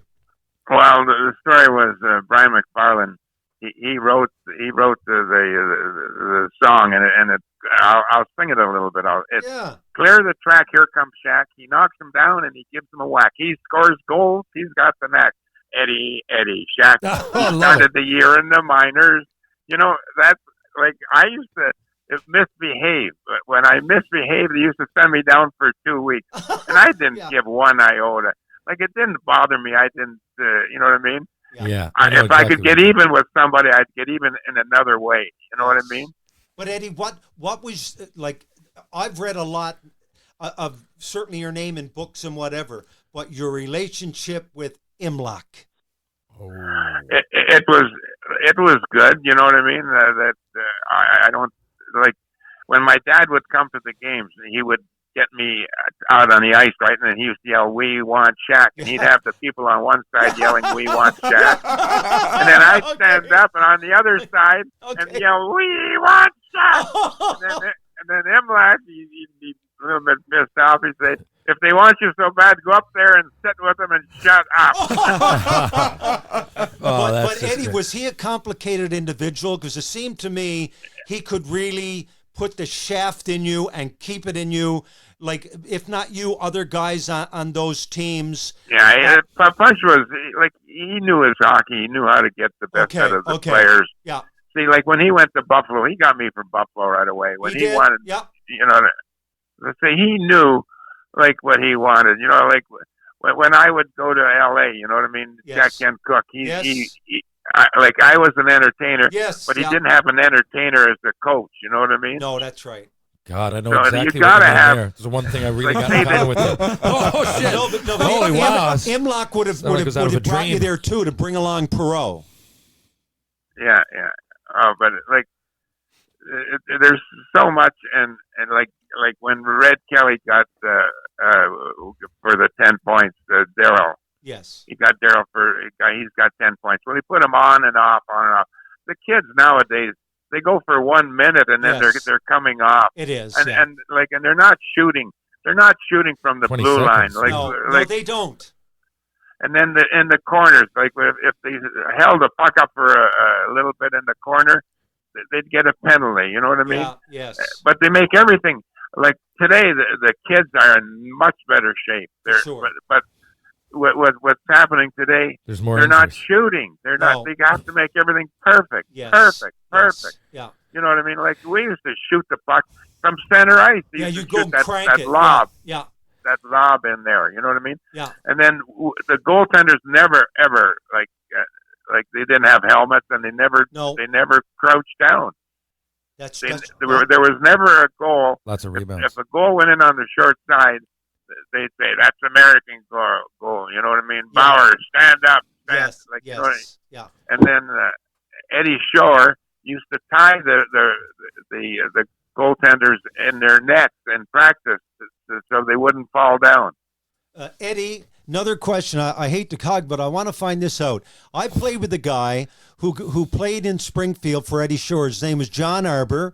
Played Senior, a bit here's the with keys St. to the Louis. podcast, by the way. And Go ahead. What's that? John told me he ended up in Springfield and he was a black ace. And John said if you weren't playing for Eddie Shore, he said he had you in the stands selling popcorn. Yeah. Oh yeah, I that's couldn't for believe sure. it. No, but he knew his hockey. When I went down there for 2 weeks, and that's when the radio guy Don Cherry. Yeah. He was down there at the time. You know what I mean? But Don Cherry, he wasn't that great of a hockey player. You know what I mean? What he was, his wife says, get dressed up like a village idiot and then go on the mic and you might get a job. Shots fired. Oh, wow. Holy Jesus. When he hears that, what I said, now, he's going to be on the television now. Oh, and we now have beef with And then Don he'll say, Cherry. oh, yeah, where are you now, Shaq? Are you on? Honest to God. Yeah, he was. But Eddie, he was tough. Yeah, though. but he was nothing. He was absolutely chopped liver, crushed bologna. Eddie Shore, you know what I mean, wouldn't have him. That's hilarious. That's there's many layers to the Lot to previous unpack 10 there. paragraphs. Listen, speaking of entertaining, Eddie, there's the picture, Yeah. the famous picture you're slung around a guy. I believe it's a player for Orlando or It's where's the Seals. It's the the Seals. Seal or California Golden State. California Jerry. and Orlando because I played for the Seal. Yes, so the California Seals. Jerry Eman. What's Jerry Eman. happening there? Can you explain that photo that's iconic and it's on my wall and has been for some time? Well, I got a funny, and I look at a lot of my old. I'm doing a lot of jumping, but he got in front of me, and I'm trying to jump over him, and they give me a penalty. Can you imagine? I'm trying to do a real nice thing to jump over him. Oh my God! And he should be getting the penalty, right? He's interfering with me. I'm just trying to get I over love him. it. Yes. You're trying to leapfrog him, you mean? And then he stood up. Yeah. And, okay, He's got places it looks to be. like, yeah. He's just got places Yeah, to be. but He's it was trying to get- number one. Okay, it was number one. Like, and before when Bobby Orr went through the air, we scored that goal, right? Yes. I was there. That's when I was there, and then he took over the number one spot. Oh, well, I didn't know. Well, that. yeah, think about it. I was Wow. on number one, Whoa. and then Bobby Orr came along. So that's not too bad, right? No, it's not and too then, bad. And then my song, like these boots are Nancy Sinatra, and I thought that was fantastic. When you turn the radio on in your car and you're listening this for a whole month, clear the track. That's a hell of a feeling if you ever get it. You know what I mean? And I got it, and Yes. I absolutely it's just unbelievable. There's a lot of things that happen to me that I'm really, really happy about. You know. Yes, honest to God. And I guess which led, and Ken, you can come in here. So because of all those things, and yeah, I mean, Eddie Shack seems to be a name that has like not only it's like the Davy Crockett or the Paul Bunyan. Like he Yeah. has way more stories than everybody else. I have a lot of stories. Eddie Shack. Senior Yeah. stories. Okay, Eddie- there's another story. Like I never thought about it. Like when you can't read or write, you never. What is the Hockey Hall of Fame? What is it? Pictures or what is it? You know what I mean? An old guy that played hockey. Yeah. But I never thought nothing about the hockey playing. And then when I saying Hockey Hall of Fame, oh, you this or that, and oh, this and that, and I said, holy Jesus, I've been on 4 Stanley Cups. I scored a winning goal. I was I on didn't know MVP. that. Okay. I said, and then I said I had a book named after me. I had a song that #1. I said, how, all these things. And I said, how come a guy that can't read or write is not in the Hockey Hall of Fame? Why ain't I?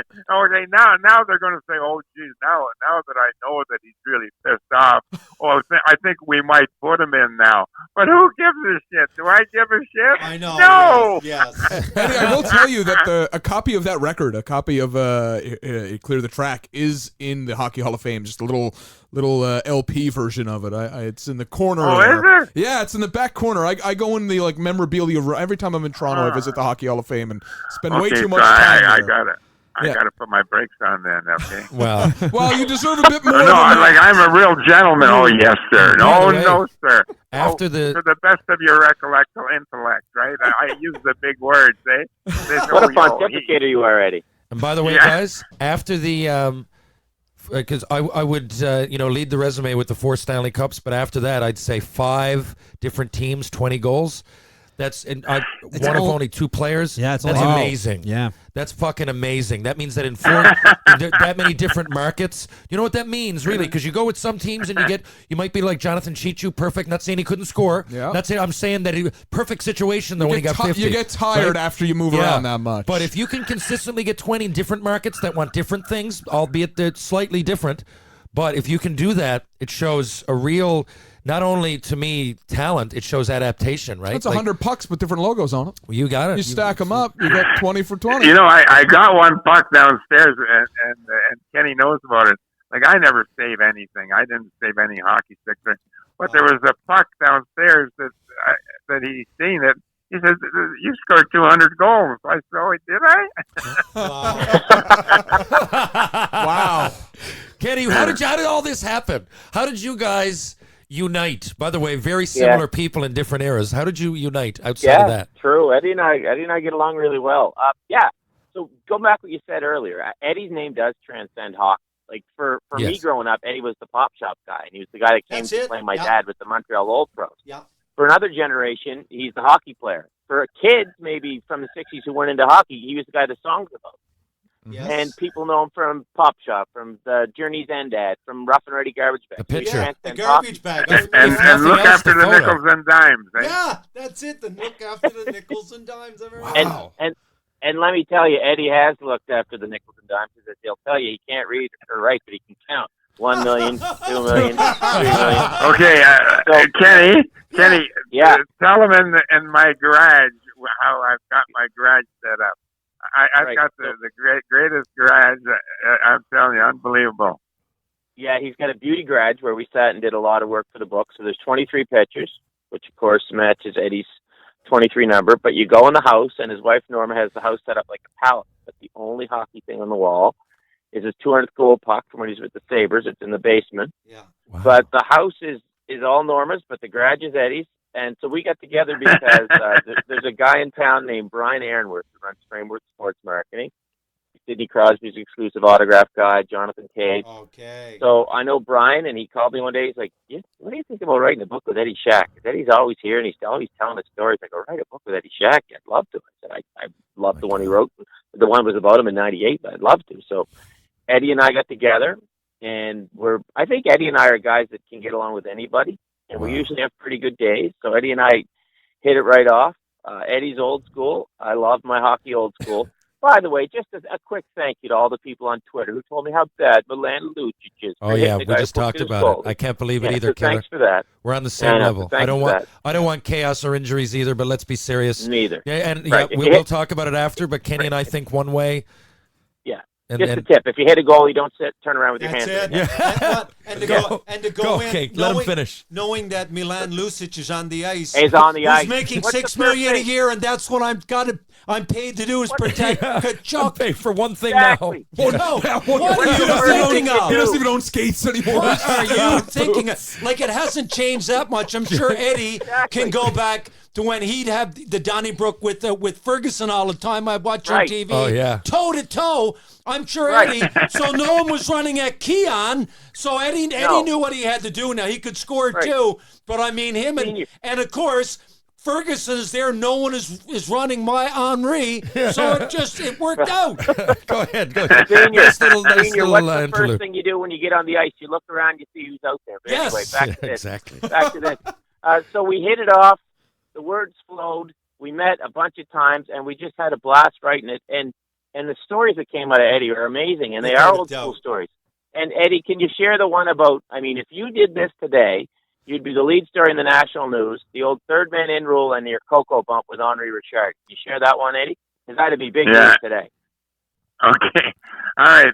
Like I was really happy when they said third man in is out of the game. And that made me really happy because I'm thinking, I said, geez, every time we go to Montreal, that's Ferguson. Yeah. Shithead. You know, he's always after me, right? Yeah. And little Henri's sitting in the corner doing absolutely nothing. I said, look I'm going to grab him right away. Nobody's going to get him before me. So I grabbed him right away. And Henri and I are doing a little cucaracha back and forth. Yeah. And now I can't hit the little bat. You know what I mean? Yeah. So I said, let's see if he can take this. So I got both hands on his shoulder, and I went, The cocoa boom! bunk. I cocoa bunked him. The and cocoa holy bunk. Jesus, Did you cut the blood? Oh, the wow. blood from the thing came down, and the language hit the shit, and then Ferguson, right? Oh, wow. I said, you grab your own partner, I got mine. Oh. And now we go into Montreal. We go into Montreal, wow. and now So Fergie. he's waiting for you. Yeah, Fergie. Yeah. So I said, look, I'm getting the hell off this ice. I'm going towards the dressing room, and who's there but Morris the Rocket Oh, my Richard. God. That's a good story. Go ahead. And now I'm going through the tunnel to get there. He said, Hetty. I said, my name's not Hetty. Hetty, he said, Hetty. Thank God you never hit him with your nose or you would have split my brother in two. That's a good story. That's good. But Eddie, was Ferguson the toughest then in the NHL? You were up there. Yeah. You were up there, and you don't be condescending yourself because you were. No. Ferguson the Like toughest? I was there. I was there to protect myself. I tried to in Guelph there. I tried to take boxing lessons, and I was no good then. And then I got hit there, but I did not want to fight. You know what I mean? Okay. And now Fergie, Yeah. after the hockey's over, right? Yeah. Like Fergie was, when you played hockey, he wouldn't talk to you. He would call you. You know what I mean? Yeah. So after hockey, and he had the prostate cancer too, eh? Yes, I heard. And in Windsor, he lived in Windsor. Okay. And what we had the golf tournament every year in Windsor, and I would go with it with my foursome to Windsor, and then I'd bring the seats of the Maple Leaf Gardens, and I would auction them off. Yeah. There's a bidder to buy. What do we got here? 100 or 200, 400 sold. You know what I mean? Yeah. And then with his sweater, I would sign it. And then with my sweater, I'd give him one of my sweaters. I said, "You sign it," but they would never sign a Leaf sweater, but he would sign mine. You know what I mean? Oh yeah. But we got along really great. I mean, the guy was a perfect gentleman. Yeah. And like when you were his buddy, you didn't have to worry about a thing. But against you, like on the train, they wouldn't. You know what I mean? Oh yeah. And then one time with Jean Beliveau, eh? Yeah. Okay, we're playing in Montreal, and I hit him, and he goes down. And I really like Jean Beliveau. You know what I mean? He's a real classic guy, right? Yeah. And I said, John, I'm sorry. So then, Christ, like the third period comes around, and if he doesn't do the same thing, and I hit him again, he goes down, right? Oh. And I started talking. I said, John, I'm sorry. I'm sorry. Yeah. So the game's over. Now we're going on the plane, and we crossed each other on in the place, and he said, Eddie, and I said, yeah, John. He said, how come you hit me all the time like that, and you say you're sorry? I said, John, sometimes I lie. Oh, man. Hey, No, but with Hey, Montreal, I love Montreal. I love that Morris Rocket Richard. Morris was what a he in the mornings when we did the hockey, old timers hockey. Yeah. He would drink gin and grapefruit juice. Oh my That's God. what he would drink in the morning. Wow. Wow. Oh my God! Yeah. Wow. Rocket fuel. But So Eddie, now everybody What has a to- legend. Eddie, was he is every bit, because I'm like, I speak to Reid all the time. Reid's from Pictou County, like where Yeah, Crosby and McKinnon and the boys are from. Well, they're not from there. but I no, but you know, yeah, they're from Nova Scotia. Go yeah. ahead. Home of the best pizza. Like, if you had a choice, you personally, of the guys you went through, Hull, Howe, Richard, now, who would have been the best player and who would have been the best goal scorer? Well, you know, a guy that is one of the all-time great guys that is Leonard Red Kelly. Yes. Yeah. 8 Stanley Cups. Yeah. Played defense. Played center. Yeah. You know, there's nobody. You know what I mean? Nobody better than him. You know what I Okay. mean? I love But that you're then saying this. you go with, like, say, Bobby Orr. You're like, Yes. you know, like Bobby Hull. Bobby Hull could, you know what I mean? Bobby Hull was like the entertainer. Bobby Hull was, you know what I mean, like the slap shot from center ice. Yes. The Bobby yes. Hull I find, stories. I find them You hard know, to compare. you get, but Leonard Red Kelly, Wow.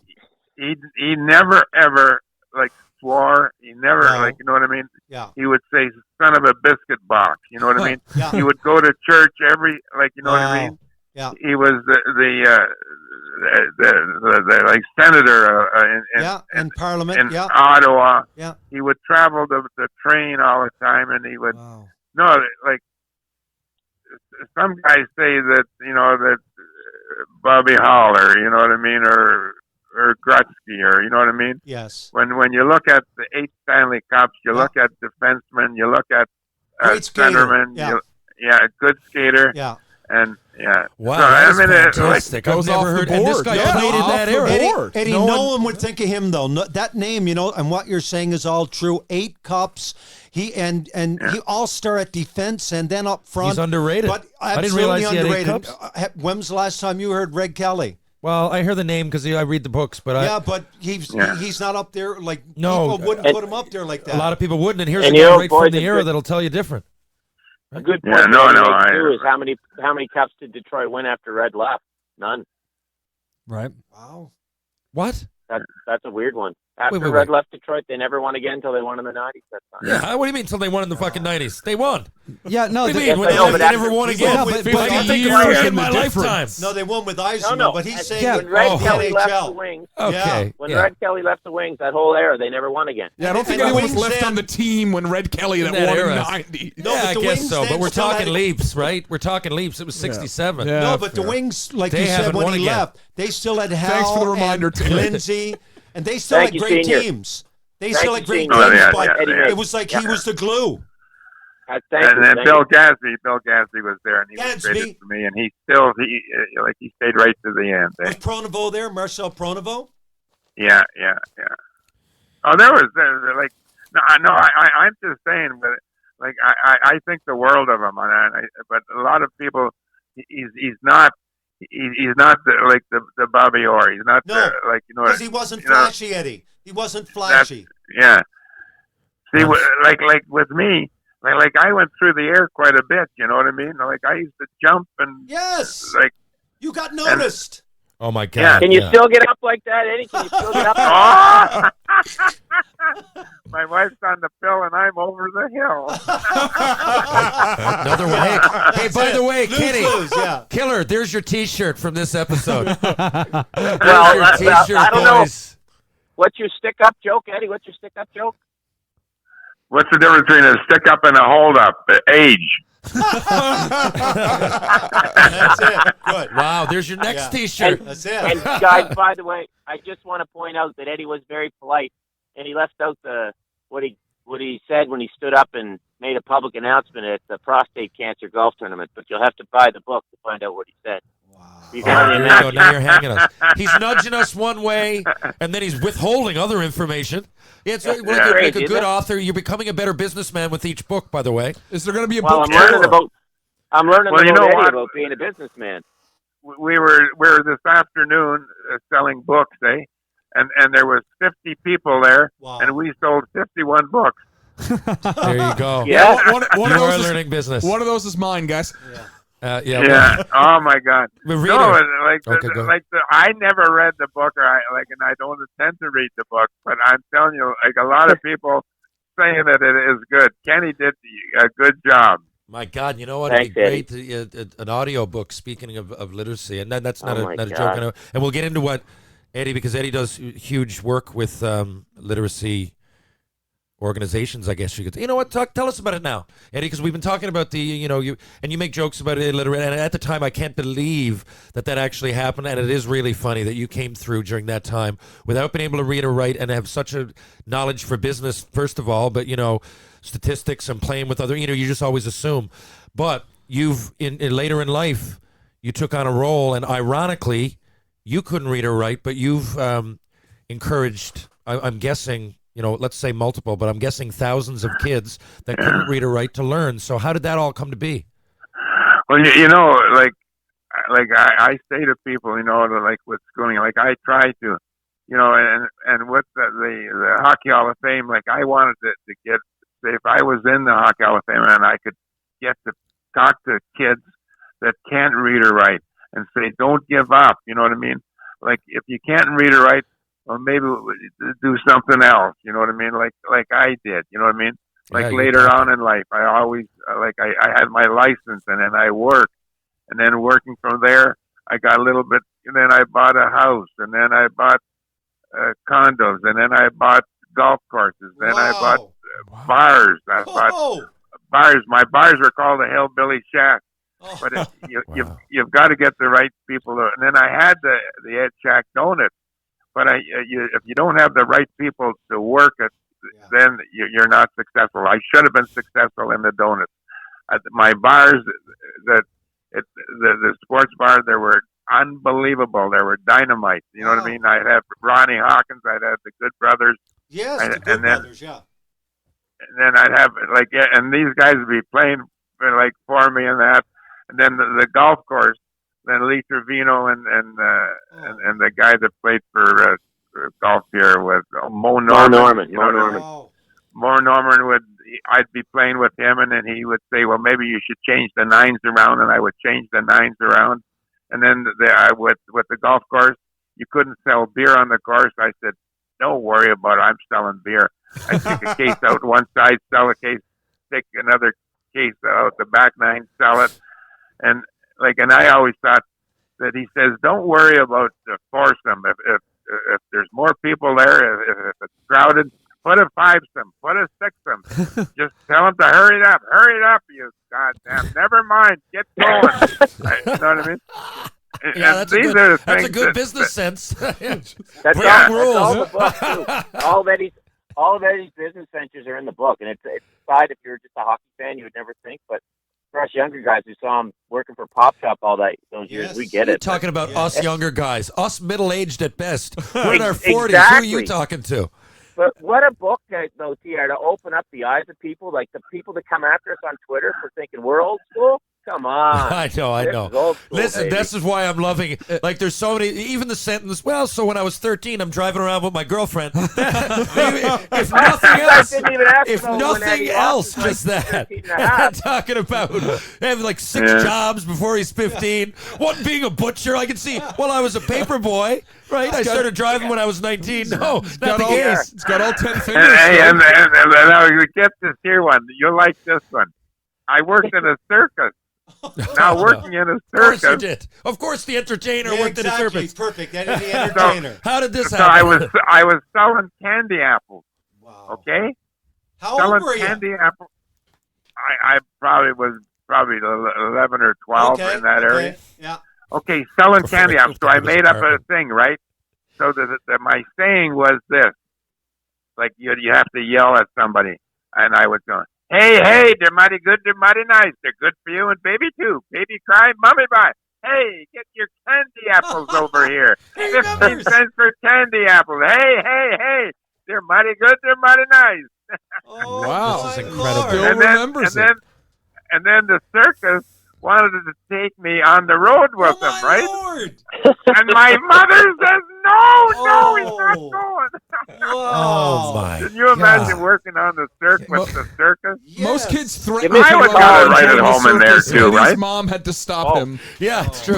Most kids threaten running away to join the circus. Eddie's mom had to physically stop him. And Eddie, No, you're not That's allowed to hilarious. go. What's that? The Yeah. circus is going through And then- Ontario?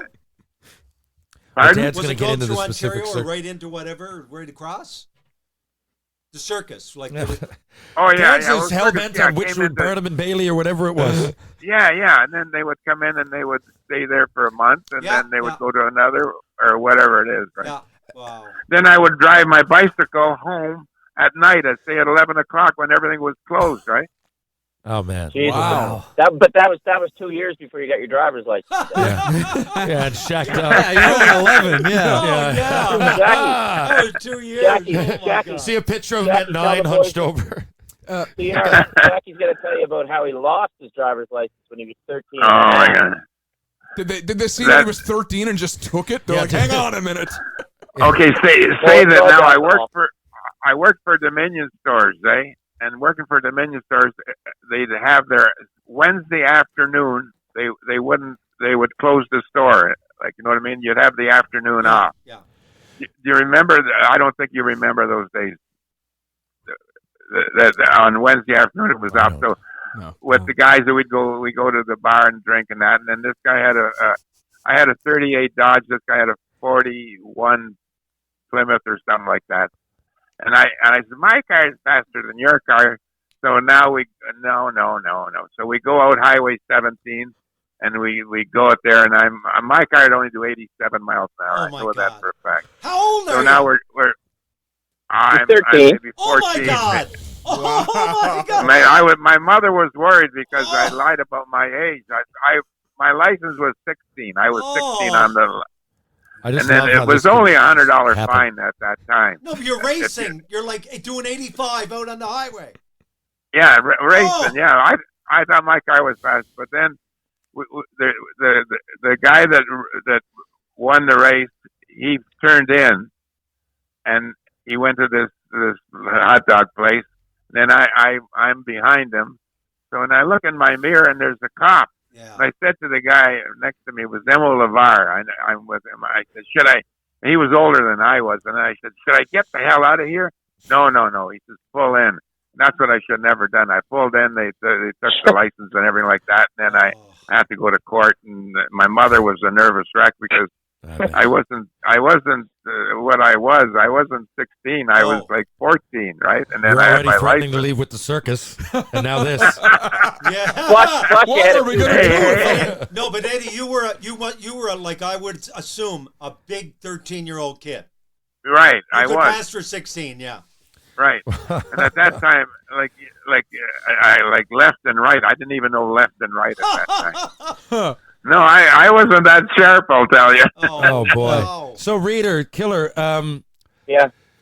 so you're an author that really, I mean, specializes in stories. I mean, that's what Hockey Card Stories, right down the line, all these Sure. one night only, right down the line. I mean, whether you know it or I mean, I'm sure you know it, but that's the first thing I think when I think of your books. They're all little Thanks. stories that are packaged together, which is great because I love stories. So Me then too, yeah. along comes But I a guy. think it'd be good. It'd be good for like parents reading it to their kids and that, and they say that they're some kid like I never like I drank beer, but at that time you never smoked because it was too expensive, or you like I love the like reasoning. you know what I mean? Like you had to do like you know what I mean? You had to get up early and then, I don't know. What Hey, the it was hell a you- different world, but you turned out. Red Kelly's still But- there. but the kids John now- Melville but the came out of kids it. now are- Seem a lot of the class kids professional now are- guys to me. Go ahead. Yeah, sir. but the kids now they're smoking the thing and they're getting high and then they're doing stupid things. You know what I mean? Yeah. Like we Racing on the drank, but Thirteen. we'd always be ready to go to the next. You know what I mean? Yeah, man. It was a more innocent world for sure. Top prospects now are being told what to eat, where to go when they're That's true, 13, Reader. 14 years Kenny, old. Kenny, I Shaq often was say a it though. butcher. Yeah, Kenny's Jack always was now here's where to buy the book, right? That's right. I like it, and you know he's got circus. those Friday for afternoon value. drag race. But Reader, Well, Reader, what's the point? Like, I know what you're saying, and can't do this, can't do that, but man, like, they got to be missing out somewhere on but they're life. also the injuries aren't going down. I want to point that out. Injuries aren't going down; they're going up. So like Hip surgery sure are going up from look at playing year baseball round. players. Look at what's the guy in the Yankees? Just Stanton. He's a Greek god. Look at him. He works out every minute of every day. He's not playing, but he can't hit it because he twists his arm. Oh, he's man of glass, though. Yeah. Man of glass. Well, I think a lot of it is, you go so far with it. Now, I'm sitting here, Well, obviously. there's a happy medium. That's Yeah, there's a Yes, happy medium. yes. Right? I think you go too far with it, and you like entertaining. Like we said, with the Lucic thing or not, to me, that's spirit. We're beyond safety and everything. Correct. My God, have some spirit out there. The guy Correct. didn't die. Yeah. Here's the problem. Okay, there's a lot of people that watch hockey that think it's the way to design a team is to design a team to win a video game. That's how the Leafs are designed. The Leafs will win a video game cup every year. When you Yes. step on the ice, guess what you got? You got Without your heart, doubt. your spirit, your emotion, Without your a nads doubt. with you. Yeah. And sometimes you lose your temper, and sometimes you break the rules. Yes. Okay, Yes. that's the way the game is played. Yes. You got it when you step on the ice. You play with your heart. That's You the know way it. the game is You played. know that, right? We know that as hockey players, Reader. Like, we know it. We take pride in it. We all grew up. We watched Mario Lemieux score those goals, and we look at reruns of Henderson. And what is that? That's passion. Back to the Leafs. But Leafs Terry, camp was but now here. we're- What? Now we're being told by the woke generation that that's the way we've done it is wrong, and we're not smart, right? Yeah. No, you don't play hockey with your heart, with emotion. You don't. I mean, Really? No, yeah. but Kenny, can you ever, with the way it's going now, like Eddie can go way back farther than me. I only go to like the 69, whatever. But like, Right. are we ever? That's a gonna- good are number to go by. Good number. Yeah, Thank you. Another T-shirt. No pun intended. There's yeah. been 4 T-shirts and But yeah. Reader, are we reaching? You've done all right. Well, Reader, are we reaching a point where hitting is going to be outlawed? You can hit are. Yeah. from the I top I up. think it's going to go So the now it's exact going to be opposite. all skill, okay, and it's going to be 10-9 games, but no hitting. 20 to 25 years from now, maybe there'll be that's no what body it's check. coming to. And so And if you want to do it 50 with more years gear. from now, But 50 that- years from now, if I come back, I wouldn't be able to recognize the game of hockey. Well, Senior, not only that, less hitting with more equipment. Right, so just did you that's see why the young no one's scared to go in front of the net. You can just fly in there with your visor and put your Right. head down with your shoulder pads, nail somebody. See, like Go ahead. Ballard, Let Ballard Reader. would be mad. Ballard would be mad because he couldn't sell programs because they got their names on their shirt, right? He'd take that off. Yes. Like it costs money to put the names on, Yes. and then he says, "Look, it costs me money to make the programs, but I make money." And then Yes. he used to sell. He used to get so Wow. many tickets, He and had he used to scalpers sell them out there. himself. It didn't. Isn't there? Were you on the team, Eddie? There was a point I know in the late '70s or mid '70s, around the time you would have come back to the Leafs, where I heard the story where Ballard was forced by the league to put names and numbers put names on jerseys, so he put white names on white jerseys, so it would still sell programs. That's the way that he was. Though. That's Ballard. Yeah, I That's just the way it makes sense though. Like if I want to make money, Yeah. and on these little programs and just put their names in that, and then to get the people. See, he made money on people coming in like Dominion stars or Oh, yeah. Coca-Cola, I and have that. no problem with So that. so he made a lot of money like that, and then with not having the program out there, like the program was like 25 cents or Yes. 35 cents. Yes. Mhm. Well, Hey guys, By the can way- I just quickly say one I thing? was going to say we Terry? cut you off. Go Worst ahead. injury of the week. Worst injury of the week. It wasn't from Lucic. It was from Scott Tavern. Great story. Saw 8 it. years in the minors. He's up. Yeah. He ran into David Backus. Yeah. Backus did nothing wrong. But Tavern ran face first to a shoulder pad that's basically made of concrete. Yeah. That was the worst injury Exactly. of the week. Knockable Don- an impact face first. But no on one's the going to talk about that. Don Cherry was talking about Right. hubcap shoulder hubcap. Is that He was talking about the right, shoulder is that pads foam made of shoulder metal. pad? Yeah, That's but the so foam shoulder pad. that's You what don't I'm saying. We're not talking about it. And these things, we're not talking talking about. No one's talking about it. Where everybody's talking about. So that's the other thing. I find we're being outnumbered when I say us. And again, I don't want Yes, fights we are. every minute. I don't. I want to No, be. I don't. no, I want people to be accountable. But what I'm saying is, it seems like we're always having that. And meanwhile, there will be a dozen things in the week that happen on the other side of my argument, and no one ever brings it up. You just watch a game. Do you think that if the Leafs had anyone? So the Leafs camp was here. The guy that impressed me the most that had a bit of sandpaper was Mason Marchment, and he never made the team. So anyway, flashback to last week, and you've got Wilson on the Caps running around. He takes out 2 defensemen on 1 period by 'cause going he can. low. 'Cause he can. Because he can. If Mason Marchment was out on that ice for the Toronto Maple Leafs, he probably would have gotten 1, and then Wilson and Marchment would have had to have a conversation. I laughed so hard at this outrage for Tom Wilson. Guess what Tom Wilson does? He plays the game. Oh, I totally does. agree. I He agree does. with you. I think he's great at it. Absolutely.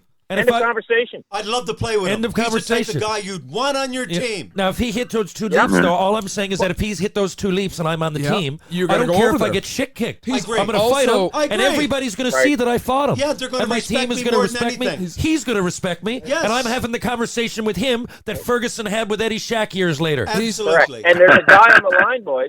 And There's now, a guy on the line who knocked out 2 New York Rangers within 3 seconds of each other. And it ain't me, and it ain't Senior, and it ain't Junior. yeah, Eddie, who were the 2 guys you knocked out back yeah, to back? tell us this. Who was it? I missed this, Ken. What? Yeah. Wait, Eddie's going to tell us. Okay. I forget their names now, but like, I had one guy. I know I'm going off. I know I'm getting a penalty. So I said, well, let's see. I had another guy, and they both went down. Oh, my God. So you... I didn't even get a penalty. Oh, Oh, wow. Yeah, that's a good story. You're not That's a doing good story. Yeah.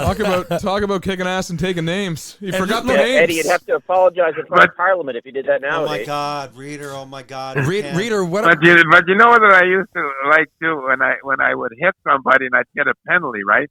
And if I was close to the penalty box or I was close to the door, it would be open, right? I would run low and run and hide in there. And they'd be looking all over for me. I'd laugh like crazy. You can't find me. Wow. Yeah, I don't Or know like what to say when the referee, right? I don't even- The referee would give you a penalty, and then he'd be skating towards the box. I'd be getting out of the box. He'd be looking one way, and I'd be looking the other way.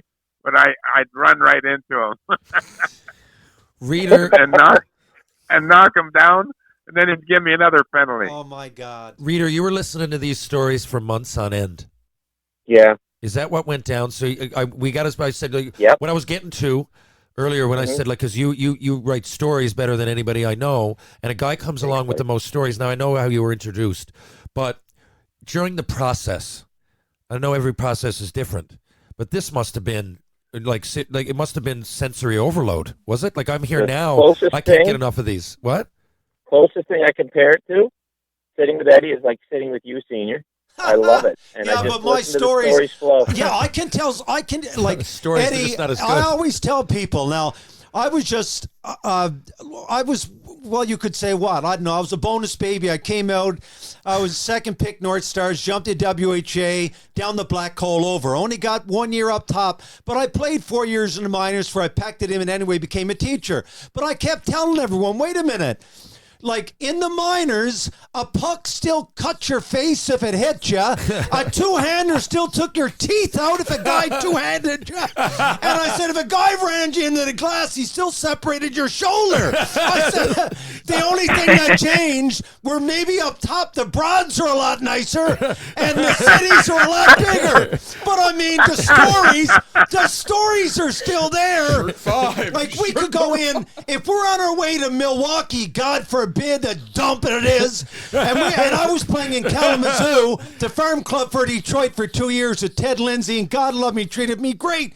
But on our way to Milwaukee, Bob Lemieux used to play for Vancouver, but anyway, before we got to Milwaukee, Lemieux knew when we hit Milwaukee 12 at night, we're out till 4 in the morning getting gas.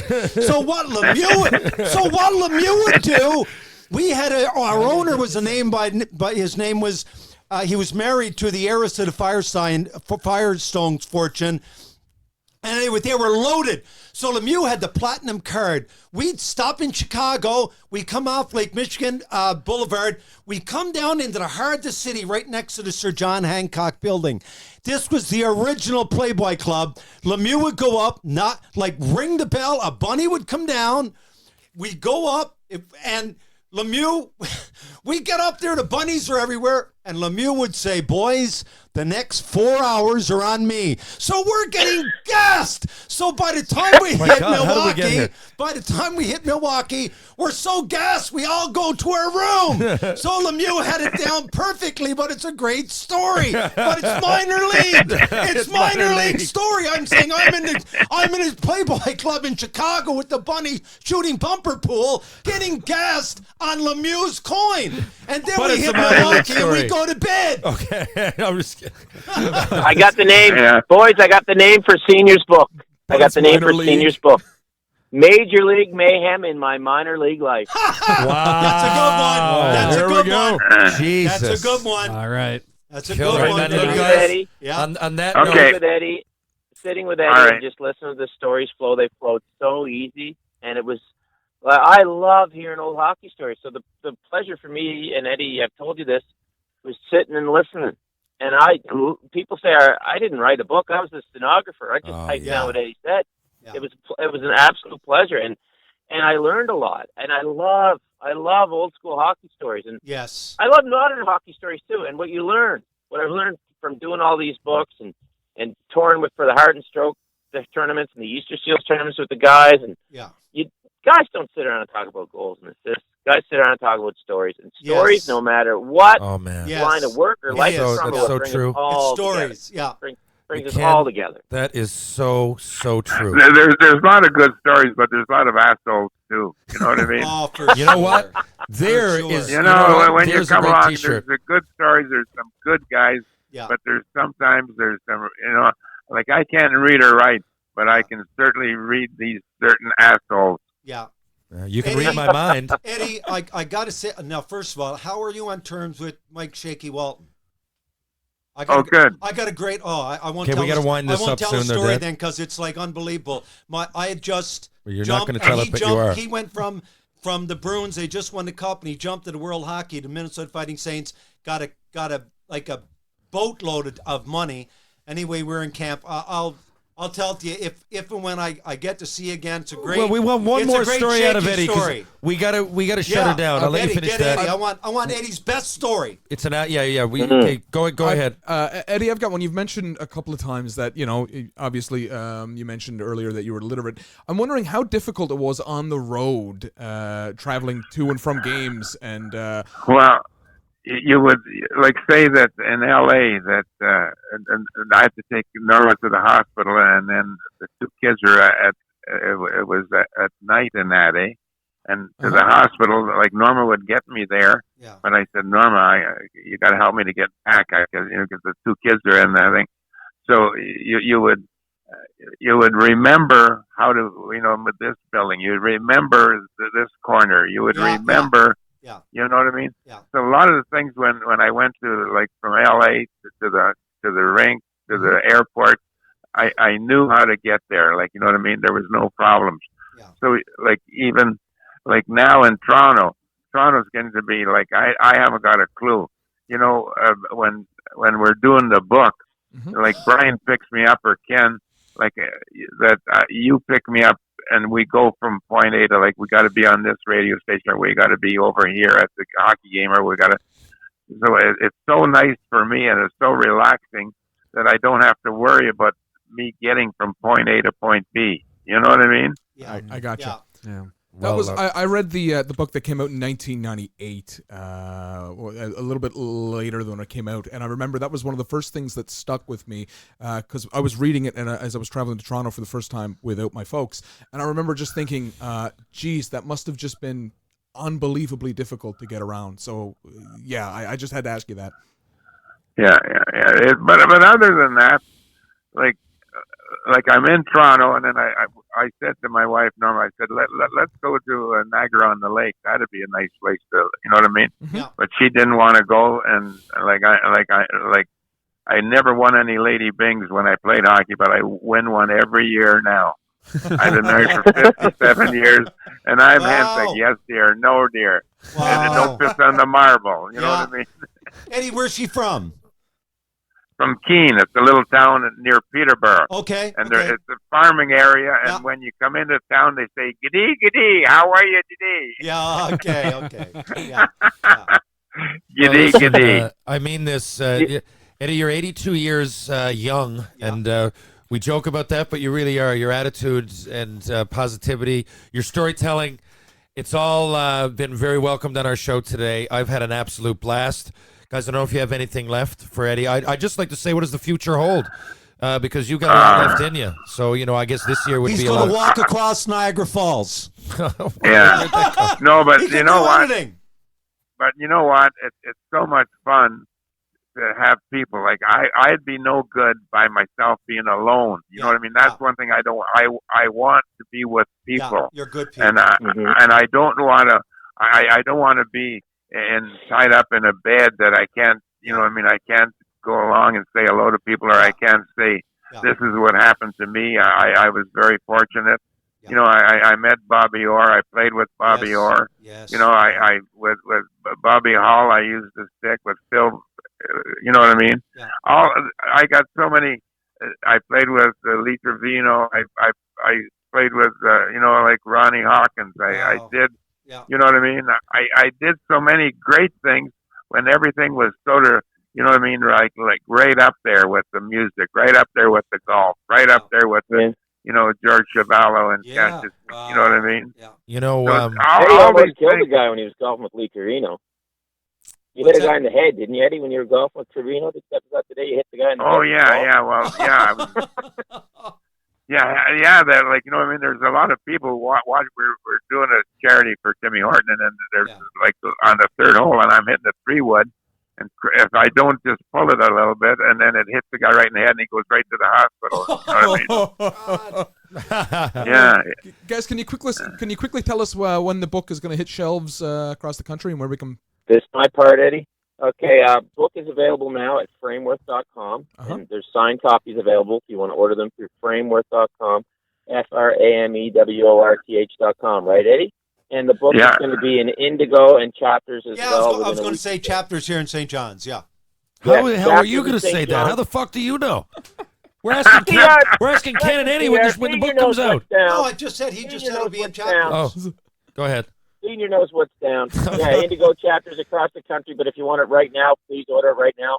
Frameworth.com, and we'll sign the copies for you. And Eddie has been so freaking wonderful doing this, and he's right. He's a people person, and in the book, too, we have contributions from Wayne Gretzky, Bobby Hall, Phil Esposito, Jack Belicat, Bernie Perrant, and George Armstrong, who never gives interviews, wrote a piece for the book. And as Jack Belicat said in the book, I've never known Eddie Shack to have a bad day, and I've experienced that as well. Very true. Well, this certainly was a good day. So, listen, boys, thanks very much. And I'm sure, Ken, I'll catch up with you soon. And I hope, well, I'm in Toronto in late November, amongst other times this winter. But actually doing some comedy. Tell your brother about it with Tyler. I'm there. I'm November 29th, 30th. I'm doing a couple shows with Tyler Morrison. Awesome. Well, I got to say, Terry, you kept the F-bombs, no F-bombs today. And Shaq, no F-bombs from you. Yeah, how about that? Shaq, we put out the best in each other. Yeah.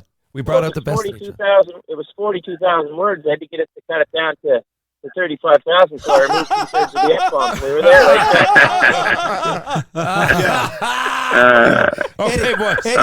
Eddie, before you go, I just have one thing. I know you're in, obviously, the Leaf alumni is really big in Toronto. Well, a buddy of mine that I played with in junior called me 50 years later. He called me last week out of the blue, and when you see him, I'm sure you will. His name is Bob Neely. And what do you mean when you see him? And Bob, well, because during the alumni, I'm sure that he'll probably run into him. When you do, tell him Terry says hi. Okay, great. Do you know who I'm talking about, Bobby Neely? You play defense, all right. I don't know, Dad. Are we ready to wrap it up now? Is that all right? Or that's it. You want to give someone else a shout out to Bob Neely? And there's Instagram, there's Twitter, there's Facebook, to Reader. There's phones, there's emails, there's even letter paper, there's even letter mail. But Well, I think I'd rather smoke signals. okay. I think the really people thank- that have read the book will absolutely tell the other people that it's a good book Yes. and it's a lot of fun and I think there's a little bit of education in there for a few people. There is. Thank you There very, is. very much. And thanks to Charles and Mike for listening to the 4 loudest people in the world on my phone on one All podcast. right. Yeah, Okay. I agree. See Thank you guys. kindly, Love guys. you. See you, Jack. Thanks, I guys. love you both. Newfoundland. Newfoundland. All right. All That's the it. way. Thank you, Eddie. Okay, buddy. Thank you, Okay, guys. Bye. Thanks, Ken. Thanks, Best guys. Monday Bye-bye. ever. Bye. Penny Posh, maternity wear reimagined, breaking the barriers of style, fit, and comfort that often leave mothers-to-be uninspired in their new wardrobe. Penny Posh's designs have reinvented a clothing category often seen as disposable, temporary, and unattractive. Well, not with Penny Posh. Check it out. A continuous fit maternity collection from bump to bundle and beyond. You can check them out on Twitter at Penny_Posh, on Instagram at Penny_Posh_maternity, and of course on their website, www.pennyposhdesigns.com. Penny Posh Designs, maternity wear reimagined. Well, that was incredible. Thank you so much to Eddie Shack and Ken Reid for coming on the show and chat to us. I know, Chuck, we didn't even get to talk about the fact that Eddie is one of the people on that 67 Leafs team. Honestly, I didn't even need to talk Like, to him. we I didn't- had a front row seat to all this. He was on 4 of those Leafs Cups in the 60s and Yes. not even talked about as a Leafs fan. No, I cups. you know, I didn't. I just wanted to sit down and witness this and take a little bit of a back seat or passenger seat to this. I did have the first book. I read that. I flew to Toronto to see Iron Maiden for the first time. I think it was 15, and it was the first time I was traveling anywhere without my. A bit of Mark of the Beast. Yeah, Like it's the you first would. time I was flying anywhere Like without you my would. family, and I grew up in a very small town. Yeah. So Pearson, bit overwhelming. My brother lent me this book, and it was clear the 98 or 99 version of Clear the Shack. And I remember sitting in the Quebec City airport before they renovated it, which is a very small airport, reading it, and it gets to the part where he explains he can't read or write, and I was thinking, wow. How could, and it just, that stayed with me for any time I travel now. I think about that because this guy traveled around the league and the NHL in an era where they weren't, they mentioned it, players nowadays are kind of coddled. People are picking them up, bringing them to the rink. These guys, get to the rink whenever you can, drive. If you get sent down somewhere, called up, you take your car, go. Like you said, a tank of gas is all it would cost to call them up. That's it. That was really, because I knew when I was in Hamilton that, and he was a bit humble about it. Eddie Shack, in this day and age, would have been in the running for number 1 overall. That's how good he was. Like he said, he dropped in. I scored more goals than Frank Mahavlich. Yeah. Mahavlich gets called up straight to the Leafs from St. Mike's, and here's Shack back in junior, and they wouldn't even call him up for a tank of gas, like he said. Yeah. He was a superstar junior. Can we say he's the classiest guest we've had? Would anyone else agree with that? Well, I don't know, because you guys have had the guests. I mean, present company excluded, I think. Okay. yes. I think Terry? present company excluded, I think, You think classiest guest? Do you think anyone would be offended if I said that? Any of our other guests? I don't know. I'd have to think through the 35 guests. 36 lot, now, man. counting There is. him. Yeah. I'm just going back like Yeah. 3. Ron McLean, Tara Yeah. Slaughter. Yeah, Yeah. Ron's, Yeah. Ron's pretty Ron classy. was Yeah, pretty that's classy. good. All these people are classy. I think we've right, I'm not- been blessed with a very Not trying to set classy up Brad lineup. Sandwith. Sandman was one of my favorites Gotta think. too. Yeah, Yeah, Sandman was. I just think it's maybe for me. I was a bit surprised because I heard about Eddie Shack, and you hear about like people think of him. His name is synonymous with like As a a clown. shit disturber, a clown, an entertainer. He was he's described actually once- associated with as- F-bombs. He as- couldn't get a sentence out of as his. many cups as Gretzky. Who would have thought that? I think he's got more. No, he's got 4. He's got 4, yeah. Oh, okay. But Who would have thought? he as was many described- cups as Gretzky, more than Crosby, Man, more than Lemieux. True, but well, more than Crosby again. The further we get from the 6-team league, these guys are dealing with 30-odd teams. Oh, but yeah, it's going to be still a harder great and harder, player, without a doubt. and Yes. I'm not saying within you're- relative guys, of his If peers. you're on a Guys, 6-team what's league, most you have more impressive- than a 6 chance to win. What's yes. most impressive about that is he won those 4 cups with the Toronto Yeah, he's Maple a, Leafs. this is. did. I I mean, was just yeah. speaking Which with is a Stanley all Cup but winning impossible Toronto to do. Maple Like, Leaf. no one Yeah. has won a cup with the Maple Leafs since Eddie That's- Shack. that's The one other thing. thing, and senior, by the way, when he came out of juniors last year, junior 52 games, 104 points. There you go. Wow. 47 goals. He I nearly told had a you. goal a game. He was Wow. a superstar. But there's a thing. What were we? Jesus, what were we just talking about? The classiness. Okay, Yeah. so, and and he would, he's famous for throwing around a lot of F-bombs and stuff. So and so am I. I was just gonna say we didn't curse that whole time, but I think it was something to do with, you come out of in that era. Like he said, like what stood out to him, speaking about classy and, the classiest guest, what stood out to him more than anything ever was Red Kelly, who was really just ultimately professional. So those people, and Gordie Howe, and, there's a wholesomeness and there's a man's man idea to a lot of that era.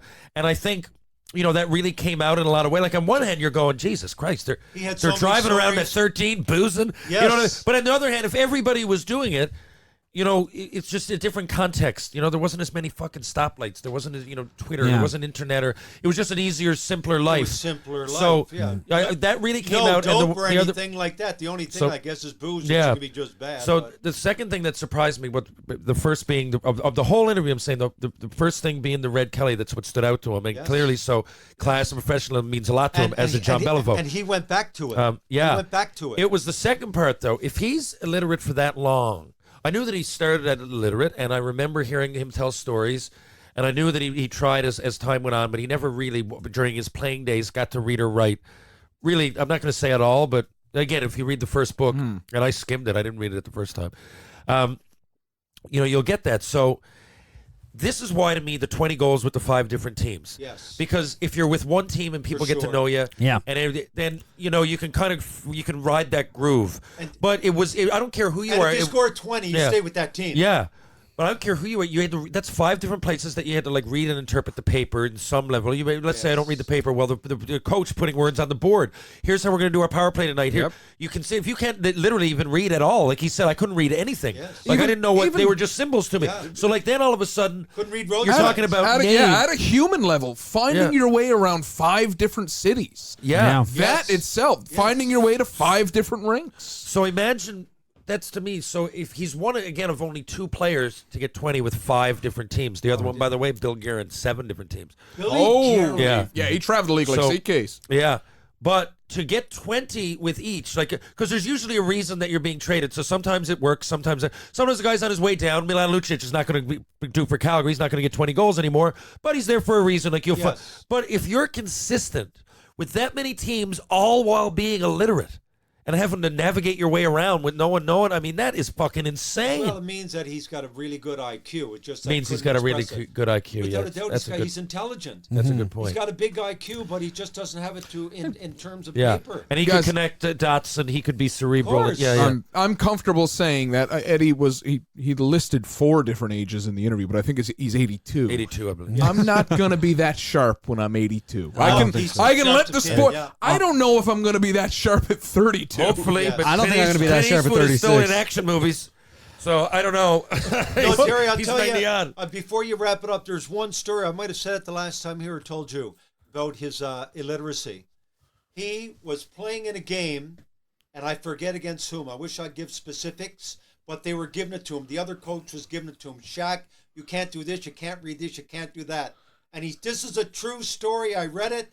He scores a goal. And he skates very slowly past the other team's bench and says, S-C-O-R-E, score! That's a true story. Oh, that's a good one. I love how you just told us an Eddie Shack story on the Eddie Shack episode. Yeah. Last thing I got to say, guys, and you guys can keep dissecting if you want. I wish I could stay, but I got somewhere to be. Has nothing to do with hockey, but someone somewhere. Tell me if you don't find this odd. Okay. And I don't know who to complain to. All right. We're right here, so Terry. We're right November here. 11th. We're looking forward to Remembrance Day, right? Yeah. Here in Canada, we have different ways to celebrate it. Different days, I believe, in the States and all over the world. A lot of us celebrate Remembrance Day or some form of it. Yeah. So in Canada, it's on the 11th, and we wear poppies. Mm-hmm. Yes. I still have to get mine. I don't have one yet. What is with these poppies? Everything else. It's poker. It's a poke stick. There's no back on it. It falls off. A. B. You got a kid wearing them around school like Penny Lane. It digs into her eyes. Like it made her bleed the other. I'm like, what the fuck are these? Well, like who is making these poppies in today's day and age that are this dangerous? Everything else we got to give everybody. No, let me say my thing first. Yeah.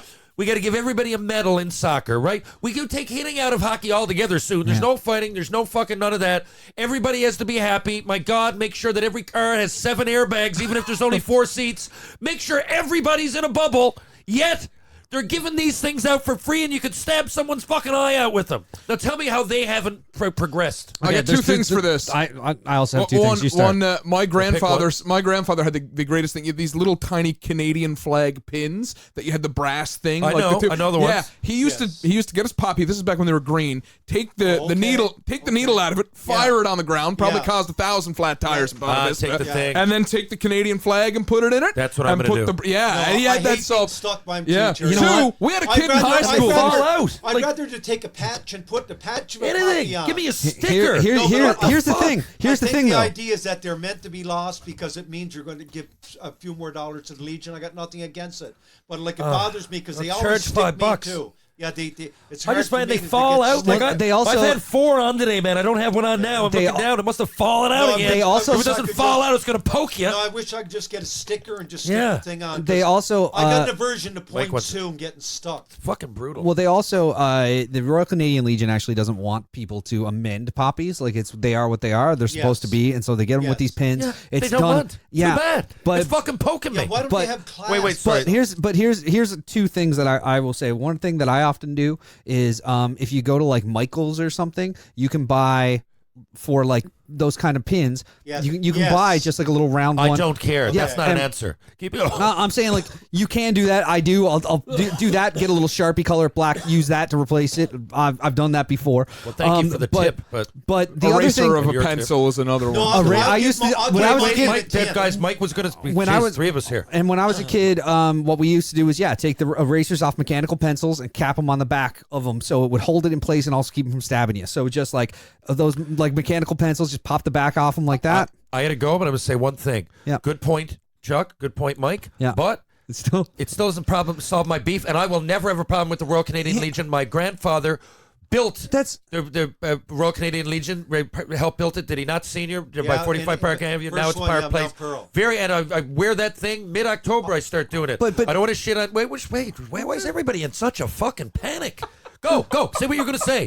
Holy fuck! I was just all I was. Go ahead. All I was gonna do is chirp you and say that in memory of the like young men and women who have gone off and fought in wars. Yes. The fact that you're that concerned about getting poked with a little pin for 10 days a year. You are, but you know what? It might I've be, really but got an again, aversion. I don't one know. doesn't lead to the other. I know what Oh. you're saying, and I I know don't how give people are money. going to I'll say give it. money in a can. But I'm right? saying it's fucking stupid. I won't shit on the Legion about anything about much, but it's stupid. I don't care what. I haven't heard a good reason here today.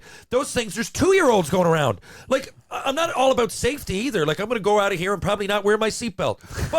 But I'm just saying, it's fucking ridiculous in this day and age. I mean, even hockey cards don't have points on them anymore. Like you're digging this thing in. Like if I'm in grade 2 and I get a hold of one, which are everywhere, it's not going to be. You can stab someone with it and cause blood. You can cause a real harm. Not totally. So why? And it's happened to me in grade 2. Like someone is going to hear this somewhere, and the problem isn't in Newfoundland. It's not in Mount Pearl. I guess it's a national thing. Whoever makes these things for the Legion. I think it's an issue for whatever reason. There's a reason that the Legion has chosen not to, because they put a statement out on it every year. I don't know why they don't like have a little class to snap I on just- the back. I think something else for them being so goddamn disposable. Take billions of those and put them. There must be a lot of litter that's unnecessary too. I'd buy one if I could, but I got to buy 1,700 every year, and they fall out. And who knows? It's all metal and shit. Like. Think about it. All that pollution. I think it would be good to come up with even a tier, like you said. If you want the cheap, throw $1 or $2 in the can and get this one, or if you want to pay a little bit more and get one that's got a reusable back, and the whole thing is just the pin. You just replace the pin part each year. You can get a fresh little red felt thing and just put the pin through it, and it's a little stem pin that you use with a backer on it. That's all you want to do. That's it. It's that simple. Well, I think that it just starts at the top, and they got to give their fucking heads a shake. Now, that being said, very much support the vets and everything, support the troops. Obviously, it's majorly in my family, and we'll talk about that on the 11th, about my grandfather's connection with the HMS Bulldog, which is a crazy story. Captured the Enigma machine. You got it, and he was on that. My grandfather was on the boat. I think we talked about that before. I don't know if we talked about it on here, but we will next week. Let's do that. Senior, thanks for coming in today. today. Thanks so much, Senior, for coming in and joining us. Thank you. This Mike, was thanks for the Jones Shield book, by the way. that's my Jones we're Shield doing- book. I was just showing I you. like that we're doing the handshakes before we leave. I know Senior that's my came in. Jones Shield book. I was just showing you. Class were the you? place Yes. up when senior comes, Senior man. You can borrow it for a bit No, if you Senior want. does have it already. Yeah. Okay. All I gotta do, yes, and read it. It's a. I tell you, Roy. Roy Olford Olford does a wrote good the book. job. Roy Olford wrote the book, and it's a Jones Shield book, and you can pick it up from Roy if you're in the Grand Falls area. I'm not sure if he's in stores or anywhere like that, but immediately following this part of the conversation, TR and Senior left, and Chuck got into a weird off-mic conversation about concert DVDs and stuff. So we just cut, and we're back.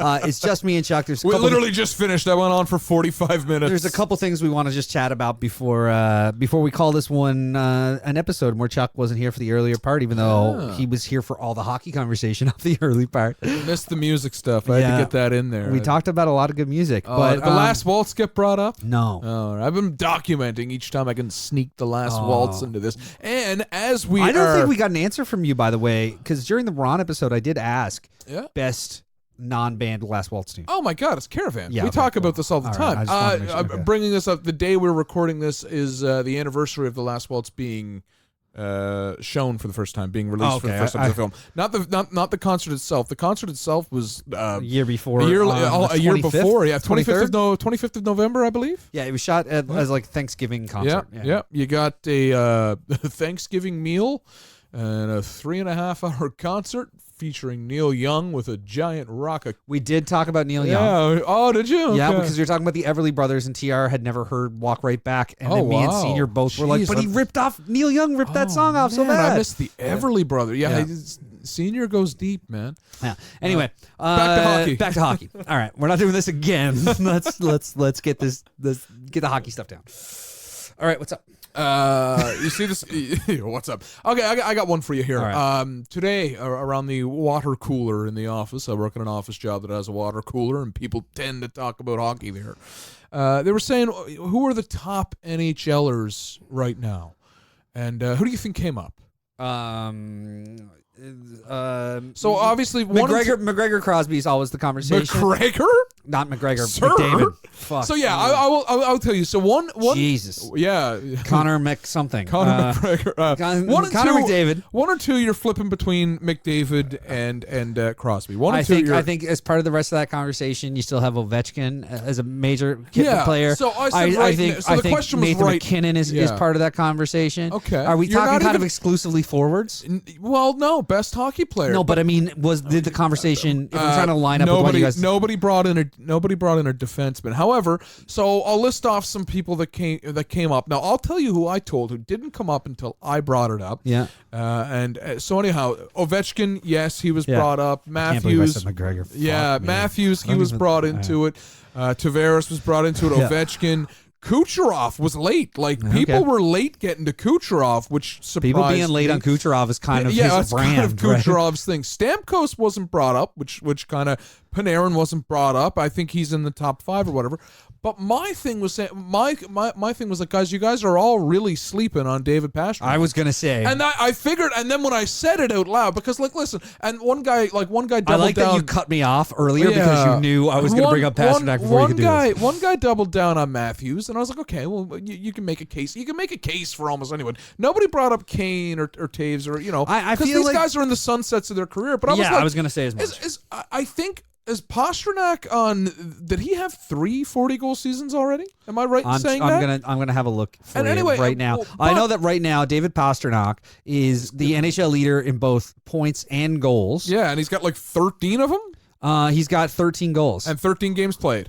Yeah. Yeah, that's insane. That's cracked. That's insane. However, And- Matt Barzell got brought up before this guy. Yeah, and yeah, that's the face I made too. No, he is currently in his what would be his 5th complete NHL season. How many 40-goal seasons has he got there? None. Oh, okay, I was wrong. But he's got of his rookie season, he had 15. And then since then, he has had 34, 35, 38, and as of right now, is on pace for 82.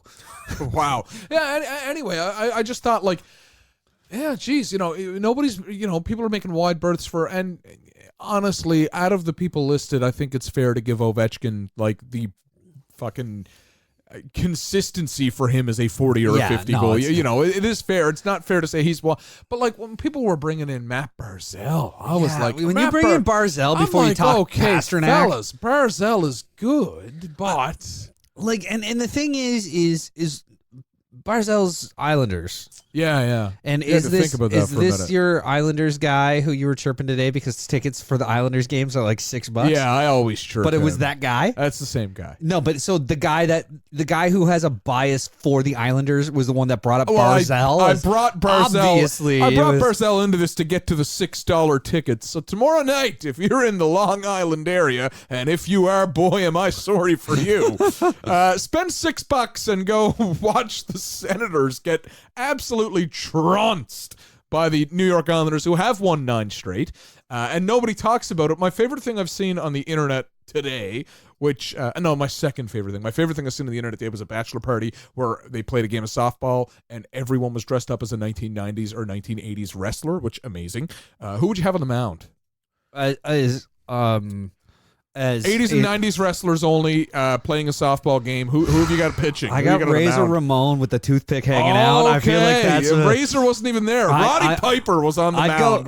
No, I don't want to see like a full wind up in a kilt. I just don't. Fair. I think that's going to throw me off. He had shorts on underneath. No, the but kilt. I think it's a psychological move. If you're a guy, if you're worried about keeping your eye on the ball as a batter, and the guy that's pitching to you is going through the full fucking wind up in a kilt. Fair. You're gonna and this is not intended to be any sort of we're not anti-kilt. No, and I'm not trying to be we've all played hockey. We've seen other people's penises. I'm just saying it's still something you kind of like look away from when So when you're trying to focus on where the ball's going, and then a man's cock and penis or cock and penis. I'm surprised you went there. Cock and balls are hanging out there. It gets a little distracting. You know what I mean? No, it is for sure. And yeah. Anyway, the second best thing I saw on the internet all day today was the Roddy Piper for me every time. Jurassic Park meme where the character that Newman is there and is the Islanders have won 9 straight, and he's yelling it out and he's like, see nobody cares. Yeah. Oh man, did I ever laugh at that? Yeah, of course I'll be very upset come like April when I don't know they're playing later in the playoffs and the Leafs or something. Yeah, no, that's well they did last year. No, they didn't. What's that? Yeah, they did. They made it to the second round. Yeah, they made it to the second round. They swept the Penguins. Yeah. No, never mind. Yeah. But the Islanders are like, and everyone. It's just this thing with the Islanders where it's just the Islanders were really good very early in their franchise history, and have been very much an irrelevant, apathetic part of hockey ever since, other than a brief period of aren't those jerseys silly? Oh yeah. Other than that, like what have they had to do? I gotta tell you, it is a crime against the sport that those jerseys aren't back, and not full time. Full time might be a little bit much. Everyone's talking about they're fucking up hockey and all this stuff. They're fucking up hockey by not having those as a third jersey. You know what I gotta say here is that there was a brief period of time when we all hated, and I mean hated, those Phoenix Coyotes jerseys. Oh, the ones that they brought back now? Yeah, I still hate them. No, but there was a point where we all agreed that they were terrible. Yeah, they still are. But it's like rose-colored glasses of the 90s. Exactly, and that's what I'm saying. If we can appreciate those again and can welcome them back, everybody then always we got to bring back the Gordon's Fisherman. Everybody always appreciated guy Captain Highliner. Have you seen the super fucked 1 year only like Coyote Space Moon Phoenix Coyotes thirds?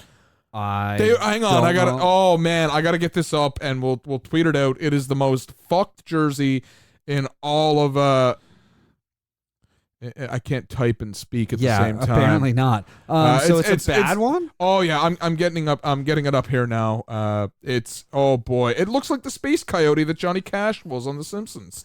Well, that's what their coyote looks like anyway. No, this is even worse. How? You'll see once I get it up here. It's Oh, it's just the head from. Oh my God! It's just the head from the regular one. I know the one you're talking about, but it's the green and it's got the weird bottom and stuff. It was this really shitty thing that happened in the late '90s when sublimating became a way to print on jerseys, and everybody went to hell with it. Oh yeah. Oh no, those are those are atrocious. There's a dude that plays accordion outside of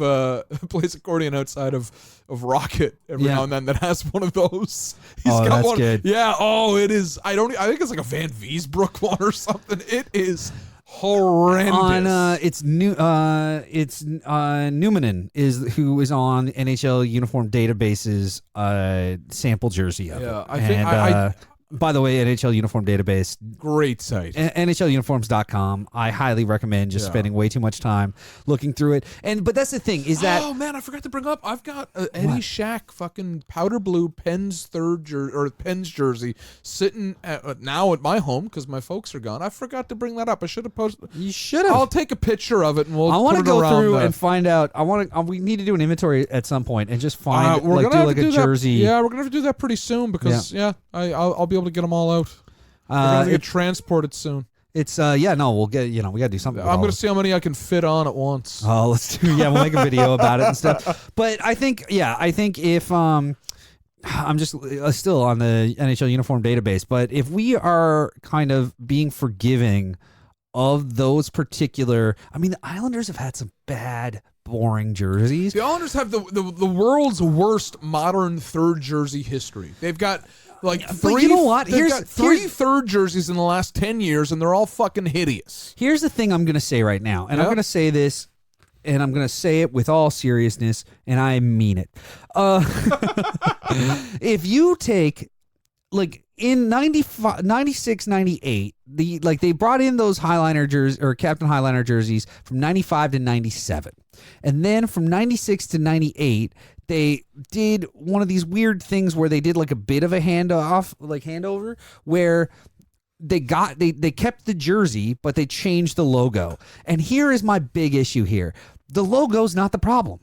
The problem with these jerseys is no problem. The problem with these jerseys is that they're not around. However, when they went back to the normal logo and not the fisherman, awful jerseys, hideous. But here's my argument: is if you look at the striping on the socks with these jerseys, and they're just much more traditional, teal, orange, white, navy, just in a more traditional hockey pattern. If you had done these jerseys with that logo without this weird non-consistent wave thing. Oh no, you gotta have the wave. No, but I think that's what they should have done as the change. When they went from their 95 to their 96, where all they did was change, and it's a Ziggy Palffy jersey is the one they're showing here. Oh, I want a Darius Kasparaitis, one of those so bad. But when they make the change and the tweak that they do is to go back to the old logo, I'm like, no, keep the Highliner guy and just change it to a more traditional striping and see if that works. That's what I want to see. The Adidas, if you're listening, and I know you are, Adidas Hockey, huge fans of the show. Yeah, I spend several $100s every season with them. Yeah, but my thing right now is I want to see an Islanders jersey that is the color pattern, the colorway of the Captain Highliner with Captain Highliner on it. Gotta have the wave. And I just want to see it without the wave. Right. I just want to see it and know how I feel from there. The big thing I think why they got rid of those jerseys is because the number templates and the name templates, one, they took way too long. Everything was on an angle. Yeah. Everything, so they couldn't turn them around very quick. And the lettering they used for the names. Yeah. So these were so rare. They were so hard to get actually professionally done, actually sewed up, because everything was just silk screened on and blank. These were so hard to come by that they kind of surface now legitimate ones, because there are always pirate knockoffs. Legitimate ones from that time period are $600, $700. I almost bought I was a Kasparaitis one showed up at the ship, showed up on eBay when I was at the ship with some friends. Yeah, and I was like, guys, do I do it? To buy it now is $400. And that's US. I was like, do I do it? This is the cheapest I've ever seen one. And they almost coaxed me into it, but I was like, Jesus, man, that is an awful lot of money for a joke jersey. I'd have that is, I don't make that much. And the thing is, I'm looking through here, and I'm now moved to iceletics.com. Another great website. Another great my website. goodness. There's I've been a fan of that website since like 2006. Yeah. No, they only came around in 2010. I would love that, like, if Tierra was here, he'd be like, guys, what the fuck are we talking about? Yeah, no, exactly. But I will say, oh, wow. I'm looking at somebody who pretty much guessed on October 14th what Nashville's. That's pretty. It's inverted. They're giving it to the yellow, but it came out in white. I actually really. I love those. I love them. I saw. You know what? I went to Mavericks this weekend. My Leafs hat, my running hat. So I made a pledge to run 5K every Leafs game day this season, and I always run in the same hat. And I tell you, it's in hard shape. It's not doing too good. So I was going to go buy a new hat. I went into Mavericks as those jerseys were announced. And our buddy David Salter. Dave Salter. Salter was on it right away. He's like, oh, these are the old WHA. The Nashville Dixies. Dixie line, Nashville Dixie Flyers. Yeah, and he's like, yeah, they got those, and I was like, wow, those are a sharp jersey. If I wasn't on like a no jerseys, no besides, Flyers list. No jerseys besides the Leafs is my new thing. It's just Leafs jerseys. All right, that's fair. There's too many good jerseys around the league right now. Here's my thing. It's really weird for me because I am somebody who is a weird traditionalist in the sense that I love jerseys. Yeah, I've got. And I mean, from having any conversation with me, and anybody who listens to this podcast has probably picked up on it. I love jerseys, and I love kind of talking through jersey design and selection and all these things. Like jersey concept design is something I really just kind of like way too much and spend way too much time talking about. But I'm also somebody who cannot buy a jersey for a team that's not my team. Okay, I wish I had that problem. I've got I don't know. There's like 200 of them sitting in tubs in my house or my apartment right now. And I don't know what I'm going to do with them. And it's one of those things where I'm glad I haven't spent that money, but at the same time, I wish I had that kind of collection that I could just go and without warning, just kind of like I know our friend Dwan does every time she goes to an NHL city, she buys a jersey there. Yeah. I sold a couple over the when I was in. I just don't have room for them anymore. And I sold a few when I was back in Lab West, packing up my folks' house, and I immediately regret selling one. What one? Rimouski Oceanic, Sidney Crosby, white. I have the problem is, and I'll preface this story with this: I own several of them.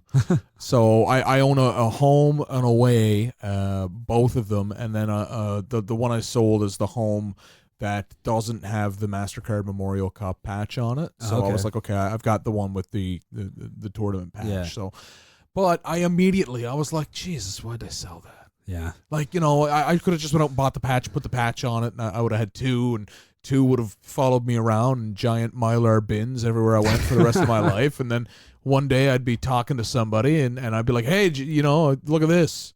And the day after I sold it, a dude picked it up, a friend of mine actually, if he's listening, Phil picked it up. The day after, they go and have the big press conference announcing they've retired his number throughout the queue. I was like, oh shit. Well, yeah. I still got two of them. And I mean, that's more than a lot of people have. Yeah, I had a bit. I tell you, it's a bit of a problem. Like, I will admit, buying jerseys was a bit of a. It's like a weird habit. But yeah, I gotta say, I do love these Nashville ones. I think it's Wednesday. I think it's the 6th is when they're dropping. The Dallas ones. You got to think they're gonna go with the way that those show out. You got to think they're gonna go 70s North Stars nod.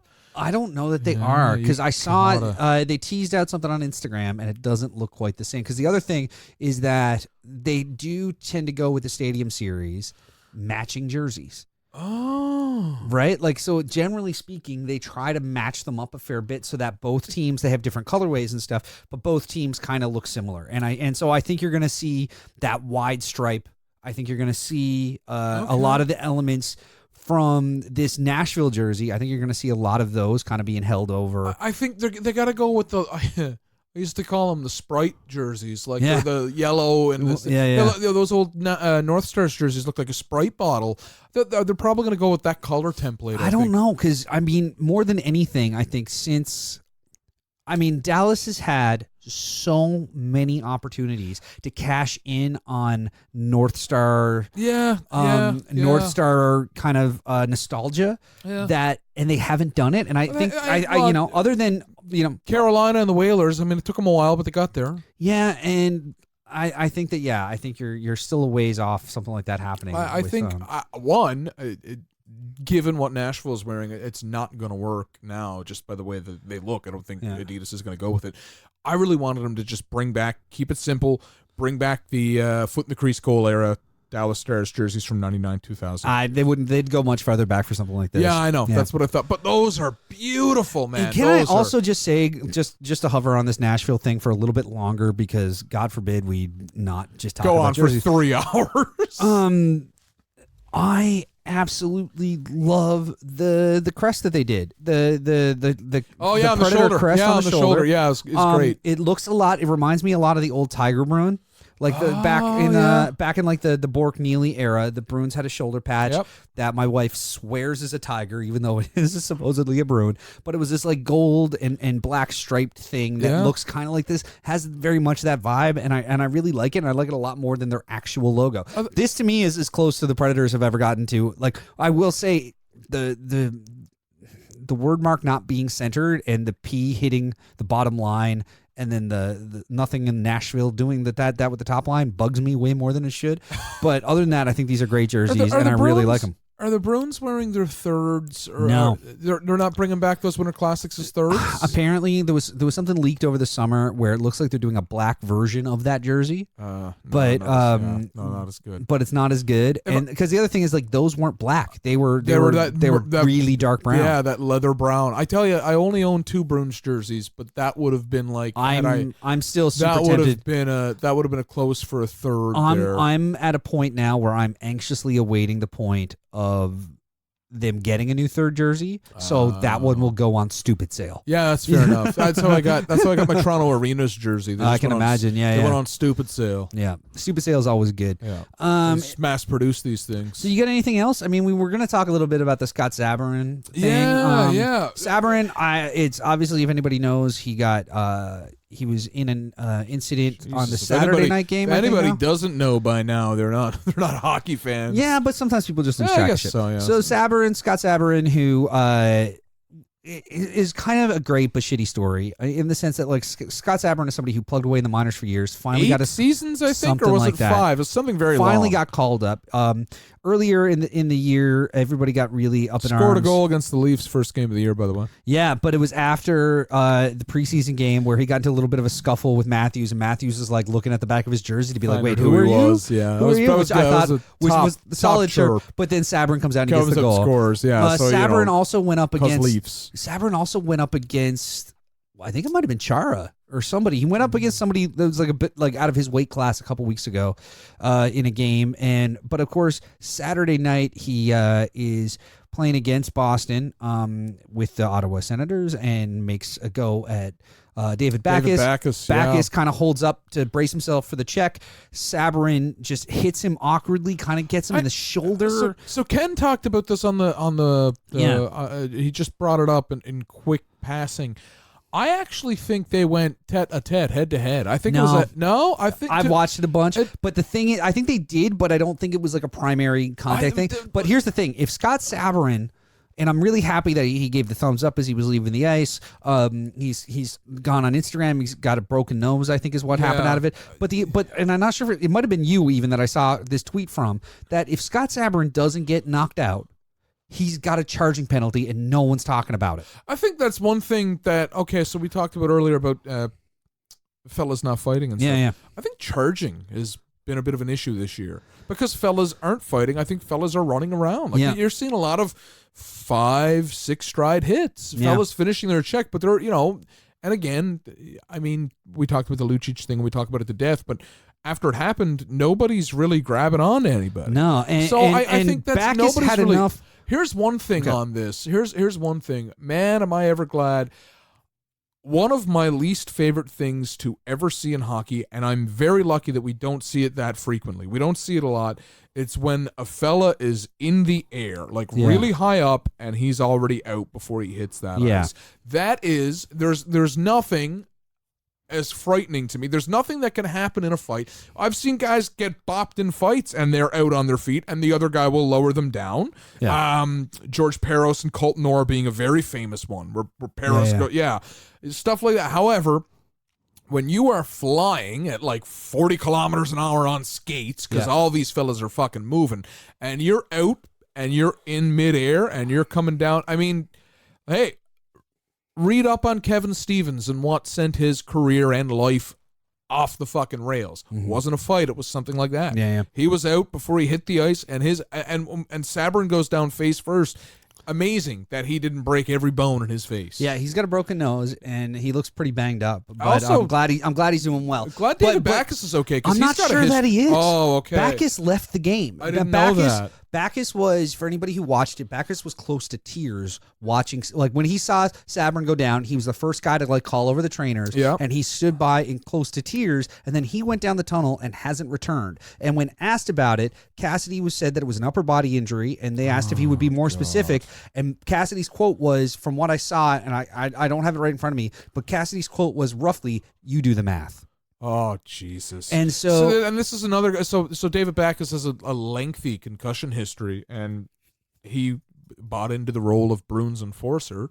And everybody was bounding the drum like, this is terrible, you can't let this happen, and it sucks to see him get hurt like this. Backes did not return to the game after the scary collision in the first. He was announced with an upper body injury. But yeah, Backes is not looking unlikely to play the next 2 games. Oh, jeez. No, he will not play the next 2 games. The back-to-back. Which is scary because, again, Backes is somebody who just wanting to play hockey so bad has taken on the role of enforcer a bit with the Bruins, just trying to be. And I mean, again, this is just he braced for a hit because, again, like he moved the puck. He did the cross ice pass. He got to the blue line, dumped the puck across, looked up, saw Sabrin coming, and braced for a check. And Sabrin hit him. I always, so a big thing in football are those helmet to helmet hits, and they took those out. And I always thought, like, okay, in football it's bad, but Jesus Christ, in hockey one of those would be a disaster. And it just so happens that we had the luck of talking to Eddie, who pulled a cocoa bump on somebody. But just wasn't it Henri Richard? Yeah, it was Henri Richard, and then Maurice cracks. Like, these are things that don't really sink in when you hear. I mean, we got a Maurice Richard singer on the pod this week. We had a Maurice, like, not often. For one, just the fact that we got a chance to talk to Eddie Shack and have a chance to have a conversation with him at all. But the fact that he's getting us telling us stories about Maurice Richard throwing out bombs at him to chirp his brother who Eddie Shack just headbutted. Like, come on. Like, that's just crazy. We're lucky to have that.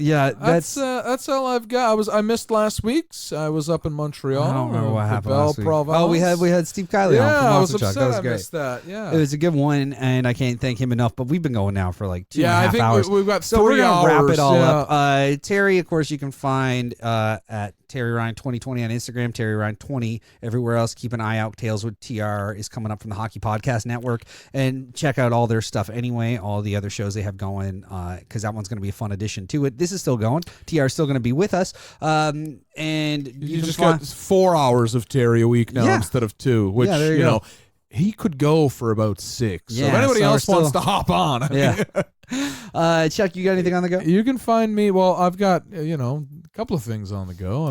I'm always mad about my Leafs, but we don't have enough time to get into that today. No. I did get to sneak in that I think that they need to make a change on the 4th line, and I think that player should be Mason Marchment. But you did sneak that in. Nobody pays me $8 million a year to make these decisions, and until they start, I'll give them away for free. I lost count of how many times I saw you tweet at people saying, "Well, nobody pays me $8 million to make this decision," but I'll give them away for free. So I take $8. Are you in the have a conversation about the coaching situation? Are you in that camp by this point? Got it. Not at this point, but I'm running out of time. I'll tell you this. If we're still hovering around 500 by the end of the month, it's too late. But here's the thing. There's one guy that was always there to take all of that heat in a vortex, and he does a great job of it. So if he does go, where does that heat get centralized? I would rather that heat always stay on this coach for now than get directed at the players. But in the meantime, something's got to give with this Leafs. I don't know if it's a trade. I don't know if you got to. Maybe they're playing too comfortable around one another, and someone's got to get sent packing. I don't know.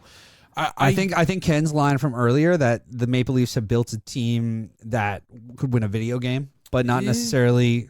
There's a lot to be said about that, especially with the additions of I think the addition of Tyson Barrie speaks a lot about video games. But when you said that, that's the first guy I thought about. But my thought on it is that that's the disconnect. Is that you have a team that is being designed to win a video game. Jason Spezza is another signing that would have been a video game centric thing. I mean, they put him on the four. Yeah. All I'm trying to say is that you have a team that's being built that way, but it's not being coached that way. Well, that's the disconnect. But I think for me, I don't think it's. I don't like from watching it from afar. I don't think it's something you necessarily have to do at the moment. Not at the moment, but we're running out of time. But I also think that you for one you are, but two, I think it becomes a question of right now. There is nobody in the coffers. Like, there is nobody that is a NHL top tier, going to win you a bunch of games, going to take you through the playoffs. There's nobody at that tier kind of coach that is currently cashing in an EI check. No, that's true. And so my question becomes, is it something where right now it's not the most pressing need, but as soon as somebody who might actually be a quality coach, as soon as they become available, is it maybe we look at it then? In my opinion, and I'm going to say this, and I said it years ago when the guys in Pittsburgh, just before they won the 2 cups, I accused Crosby of playing to get the coach fired. Everybody came after me on Twitter and said I was a lunatic. And anyway, Crosby had something like 9 goals, the All-Star break. The coach gets fired. He finishes with like 30 or something. So anyway, the best possible replacement for when you fire a coach is a guy you've never even fucking heard of on the interim. That's my take. That's always going to be my take. Unless you go out and you pick up a fella that you've heard of, i.e. you had Coach Q going to Florida this summer. Yeah. Mid-season coach firing, the best possible fill-in is a fella you've never even fucking heard of, because at worst, you're only paying him for half the season. He's only around for half the season, and it goes on from there. I don't think listen, there's a few things. I'm always going to think that Mike Babcock doesn't get along with the GM of this team, and I think this team struggles because of it.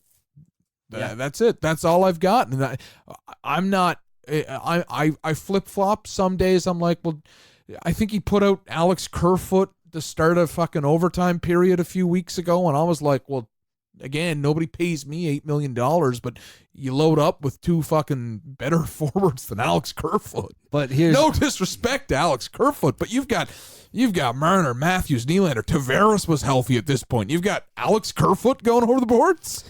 I will just say Dan Bilesma's, he's working as an assistant. No, his Cinderella shoe was dropped. I'm just saying it's the last time you had a coach probably come in halfway through a season and then walk into a cup. Craig Berube? Anybody? All right, Berube. You would block that out. I kind of I completely blocked that out of my mind. Oh my God, I can't believe that happened. Sorry. Yeah. But those are 2 guys right there, and the other guy in Pittsburgh right now did it. Like, it's happened 4 times. In the last it's possible. It's possible in the last 10 years. It's happened like 4 times. Yeah. I don't know why anybody, that. But again, it's like, listen, man, you got 13 new faces on this lineup, and we're a month into the season. Mm-hmm. You knew it wasn't going to be pretty.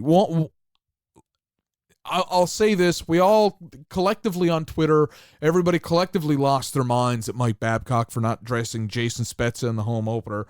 And now I'm collectively losing my minds every time I see him dressed. Like, he's just, you know what? Limit him to about 40 games this year. Scored in the shootout the other night.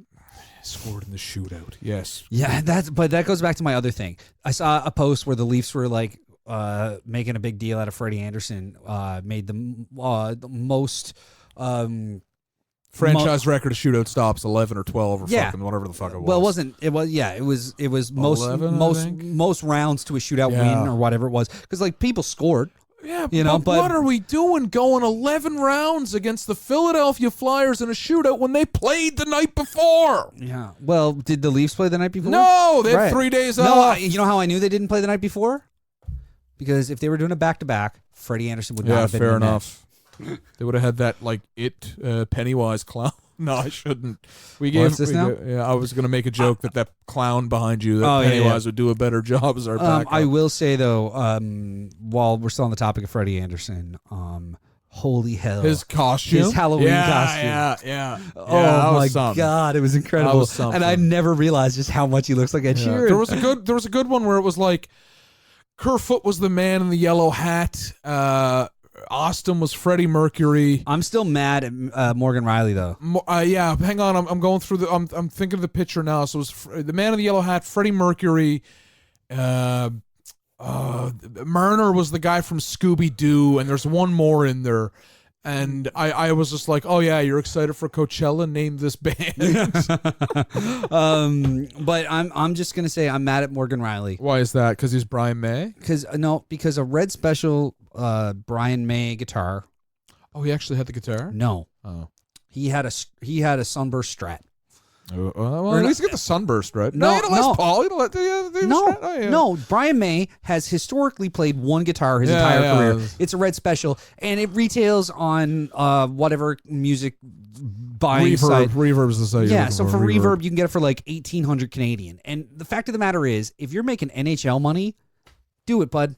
You know, Austin Matthews has spent 4 months growing a mustache. You know what? You can drop a couple grand on the guitar. I've got reservations on that. I think there's these guitars, these vintage ones are so hard to come by. It's not. It's a replica. Oh, they're still okay. They have a replica line. Okay, I thought you meant line. I thought you went go out and buy one of the time for a guy who can never play guitar. Well, I'm saying go drop. I'm saying it's a prop for a Halloween costume. Right. They did a replica line. Okay, it retails for like 1,500 to 1,800. Buy the replica. Buy the guitar. It's impossible. It's absolutely impossible to go out and find yourself a tortoiseshell and a seafoam blue Fender Mustang from the 90s because of Kurt Cobain, and they're all sitting on people's walls, and rich people bought them all up because they look cool.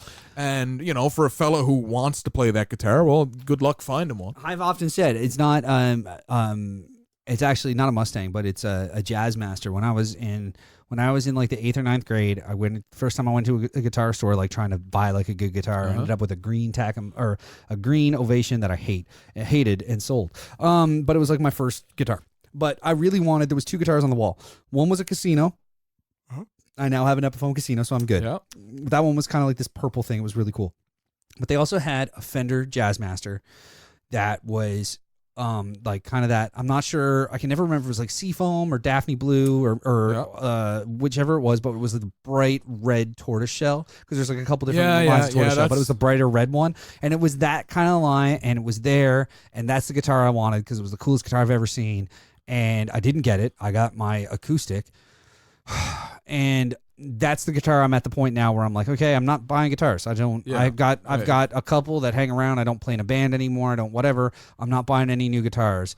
But if that comes across, if I walk in somewhere and see that, and the off chance I have money to buy it, it's going to be really hard not to. I bought a Mustang last year, but it wasn't the blue turquoise one. When I was looking for one popped up at Traders, just like the Cobain Mustang that I wanted. One popped up at Traders, but it was shit hauled. It was something that just hadn't been set up.